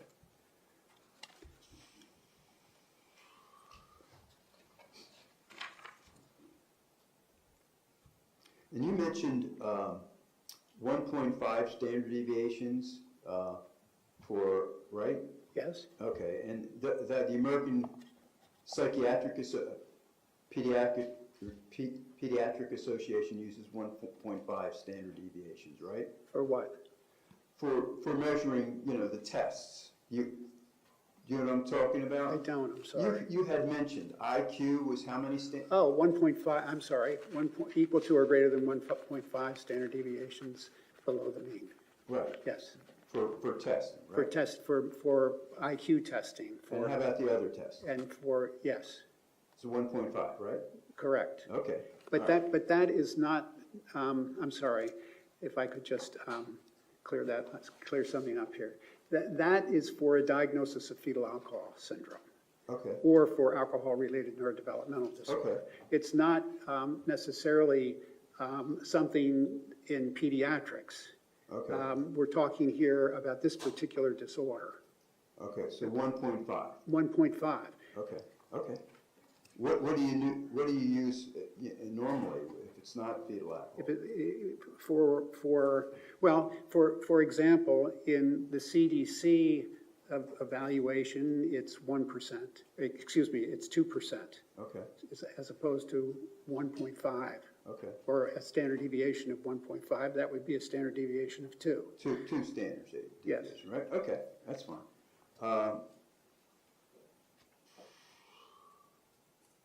And I think it has been your opinion, and you correct me if I'm wrong, Dr. Jones, that when the defendant murdered 14 children, the athletic director, coach, and the teacher, that he flew off the handle. Is that the way you described it? That makes it makes it sound a little trite to me, and I'm sorry that if I said it that way. But I think that he lost control of himself. Actually, I think that he had lost control from himself a while before that exact event occurred as well. But I think without any question, he lost control of himself. Okay, and you mentioned, used the term flew off the handle, right? I may have done that, and I'm as I sit here, I'm sorry I used that term because it sounds a little trite All to right, me. you I used certainly that term. didn't. I'm sorry. Go ahead, finish. No, I just don't want to perceived as thinking of this as being a trite event. I think No, quite to the contrary. Doctor, I don't think anyone thinks you think it's a trite offense at all. Okay, No, good. but I think you used in your opinion in describing it, he flew off the handle. And by no means did anybody, or did I ever take that Okay, meaning that you thank you. felt that the offense, or what I would feel that you would think any offense was trite. So please, that's not why. Thank you. I just looking, he flew off the handle, lost control, right? Yep. Okay, that's what I was trying to get at, okay. And isn't it your opinion that a person with NDPAE cannot plan, cannot organize their thoughts as to what they're doing, correct? Correct. Okay. And yeah, I think you had said, or tell me if I'm wrong, or if you disagree with this, it's one of the hallmarks of the disorder of NDPAE or ARND that a person cannot plan. I think planning an organization is an issue. It's part of a diagnosis of problems with executive functioning. And for sure, problems with executive functioning are something that we see in children who have NDPAE or ARND. I mean, that group of disorders. Okay, so you agree with that statement? I definitely agree with Okay, okay. In fact, that's a statement you made, isn't it? that. Okay, all right. So I'm going to go over some things with you, Doctor. Okay. Okay. Obviously, well, not obviously. Are you familiar with the Columbine high school massacre? I'm familiar with it, but I really don't know Okay. anything about it. Are you aware that on August, and the dates are important, so I want to stress it, August the 30th, 2017, that the defendant conducted a search for Columbine high school massacre. Are you aware of that? Was I aware? No, I was not aware. Okay. And are you aware on August 24th, 2017, that the defendant conducted an internet search for this white supremacist car attack in Charlottesville, Virginia? I'm not aware of that. Okay. Are you aware on June 15th, 2017, that the defendant conducted an internet search for a massacre at McDonald's restaurant in San Diego where 21 people were murdered? I was not aware of Aware of that, okay. And are you aware that the defendant on August 30th, 2017 conducted an internet search for a Montreal, Canada massacre, and I'm not, my French is bad, but École Polytechnique in Canada where 14 women were murdered? I was not aware of that. Okay. Are you aware that the defendant on August 30th, 2017 conducted an internet search for a mass murder that occurred at Virginia Tech in Blacksburg, Virginia, where 32 people were murdered? I'm not aware of that. Are you aware that on October 3rd, 2017, the defendant conducted an internet search for a 2017 mass shooting in Las Vegas? Remember where 60 people were murdered by someone firing out of the hotel, right, into the concert, right? Yes. You weren't aware that he did that? I'm aware that he did that, but I'm not aware that Nick, Okay, great, okay. Are you aware that the defendant on October 10, 2017 conducted an internet search for another mass shooting that occurred in Aurora, Colorado movie theater where 12 people were murdered? not aware. Are you aware, or were you aware, that on February the 10th, 2018, before I go into this, all those mass murders that I, spoke to you about, Dr. Jones, that the defendant, did the internet search, did you notice that all those dates were before his mother passed away on November 1st, 2017? I wasn't aware of it, no, Okay. but I am aware of it now. Okay. And on February 10th, 2018, and this is after his mother died, the defendant conducted an internet search for Marshall County High School in Benton, Kentucky, where students were murdered. You were aware of that? No? How about on February 10th, 2018, a mass murder that occurred at Red Lake High School in Red Lake, Minnesota, where 17 people were murdered? I'm not aware of that. Okay.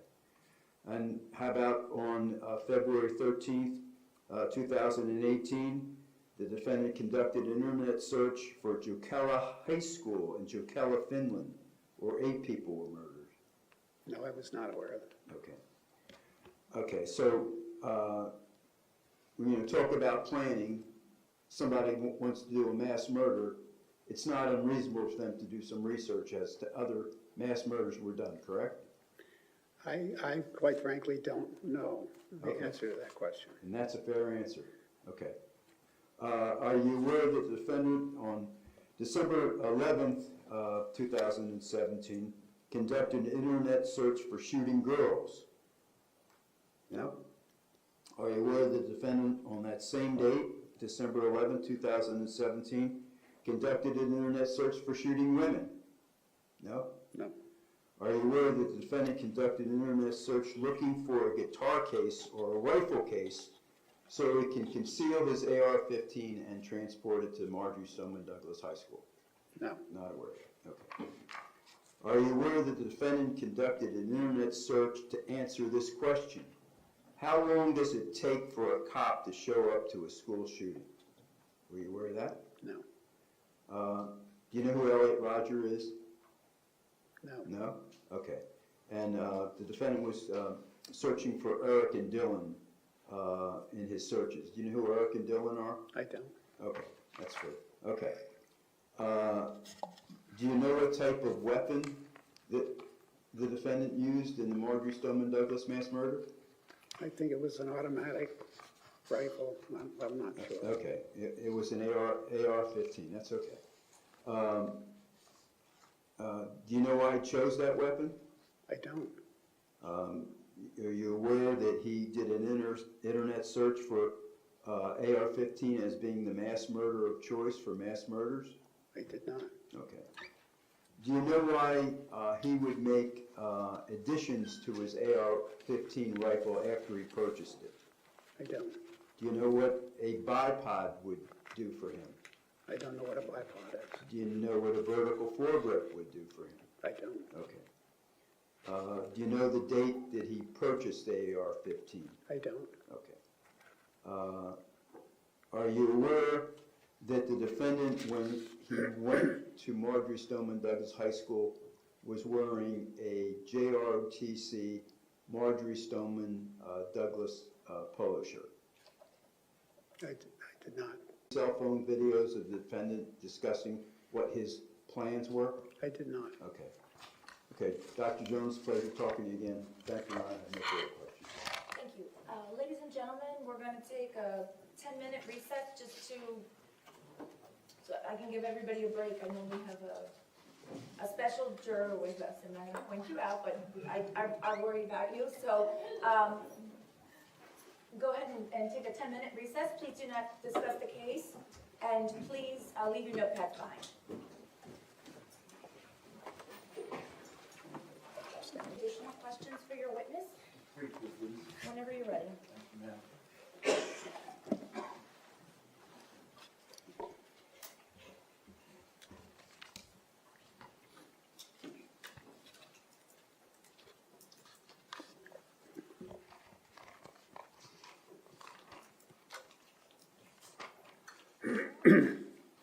Dr. Jones, I just want to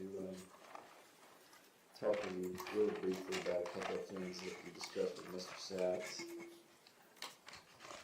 Sorry, I was trying to make sure I got all my notes in order.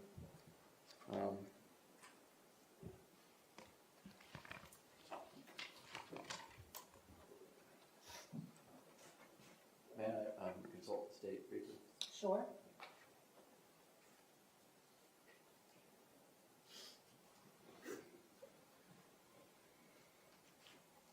May I approach Dr. You may.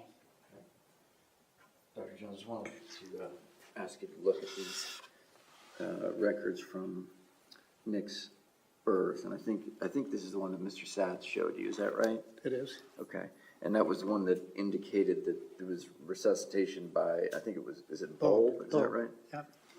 And then this is page, just for the record, this is page 186, and then page 187. If you could just tell us what that indicates. Under resuscitation, oxygen by mask and bag and mask. Okay. So based on those two records together, does that indicate to you that the resuscitation necessitated a bulb as well as a mask? Correct. Okay. I definitely feel that way. Okay, thank you, sir. Yes. And I think you said earlier that it's very difficult to know if that had any impact on Nick, is that right? I did, yes.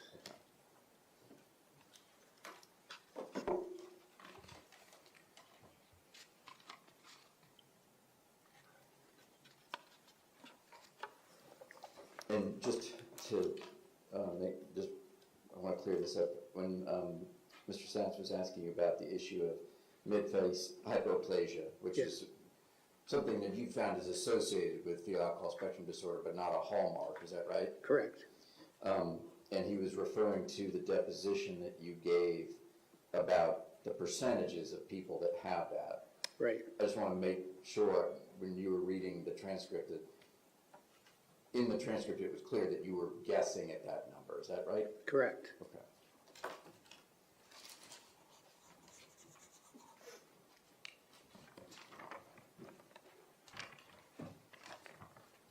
And Mr. Satz discussed with you the issue of attention deficit and the fact that Dr. Connor's testing didn't indicate a deficit regarding attention. Is that fair to say? That's fair to say. Okay.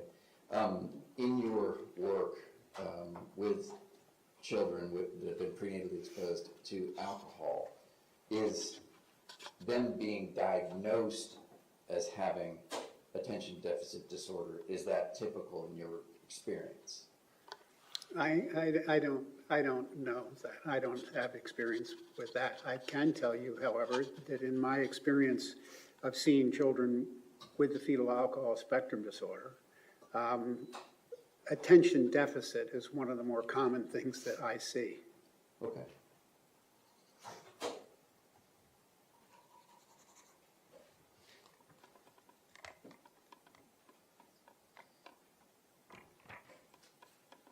And regarding your assessment of the facial features when you actually evaluated Nick in the jail,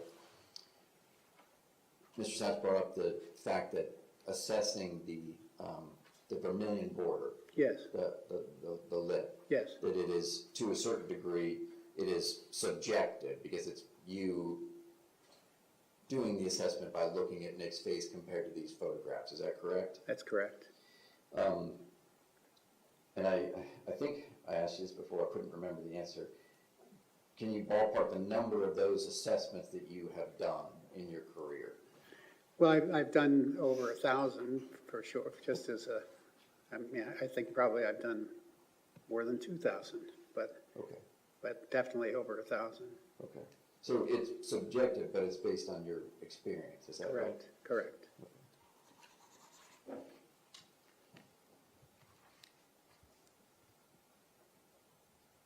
Based on your evaluation of Nick and your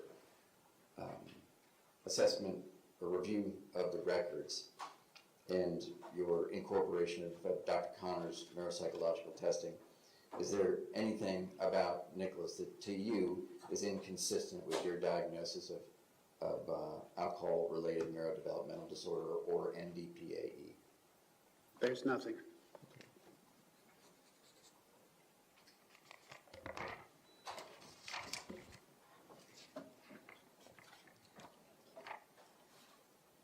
When you were speaking with Mr. Satz, there was the issue of whether or not a person, a child or a teenager with a fetal alcohol spectrum disorder is capable of doing certain things. And my understanding from your testimony is that the hallmarks of this disorder are deficits. Am I correct about that terminology? You're correct. Okay. So is there a difference from your perspective as a physician, a difference between somebody who has deficits in something versus a person who cannot do something at all? No, I guess there's a question of degree. I mean, if somebody cannot do something at all, it's not necessarily, a deficit could be not doing something at all, but a deficit could be a deficit. I mean, basically, on the range, but not to the extent that he couldn't do it at all. Right, I understand. Because a deficit could mean that you can do something, but you do it very poorly. Is Yeah, that correct? absolutely.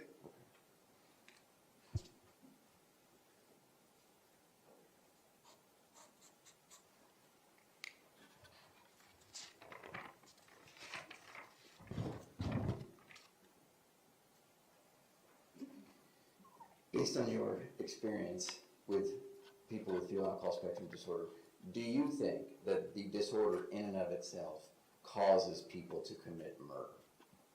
Yes, And is that based on your experience with people that you have evaluated? yes, Okay. And have you evaluated people for fetal alcohol spectrum disorder who have committed murder in your time in this field? yes, And have you found that a high number of those people have a fetal alcohol spectrum disorder? yes.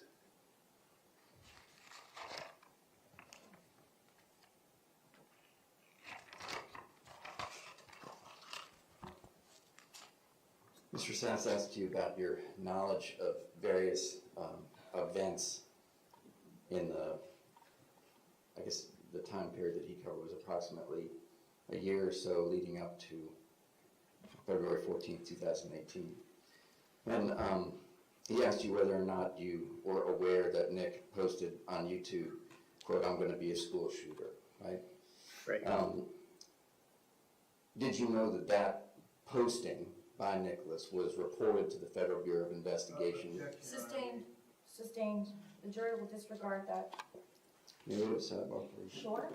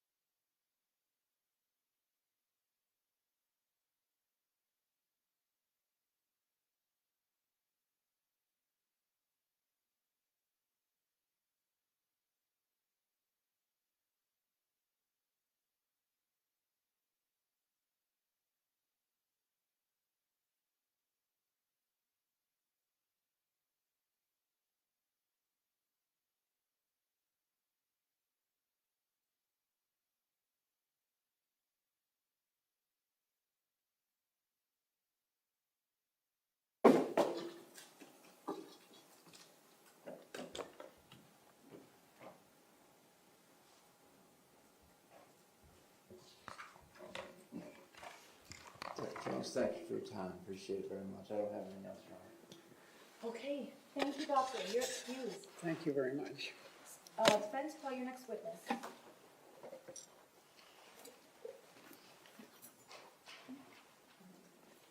Your Honor, Dr. Jones is our last witness of the day. Okay, looks like we're ending early. Please do not discuss the case. Please remember what I tell you every day. Leave your notepads behind. Have a nice early afternoon. Drive safe. See you tomorrow. Same time tomorrow, 9:30, okay? Thank you.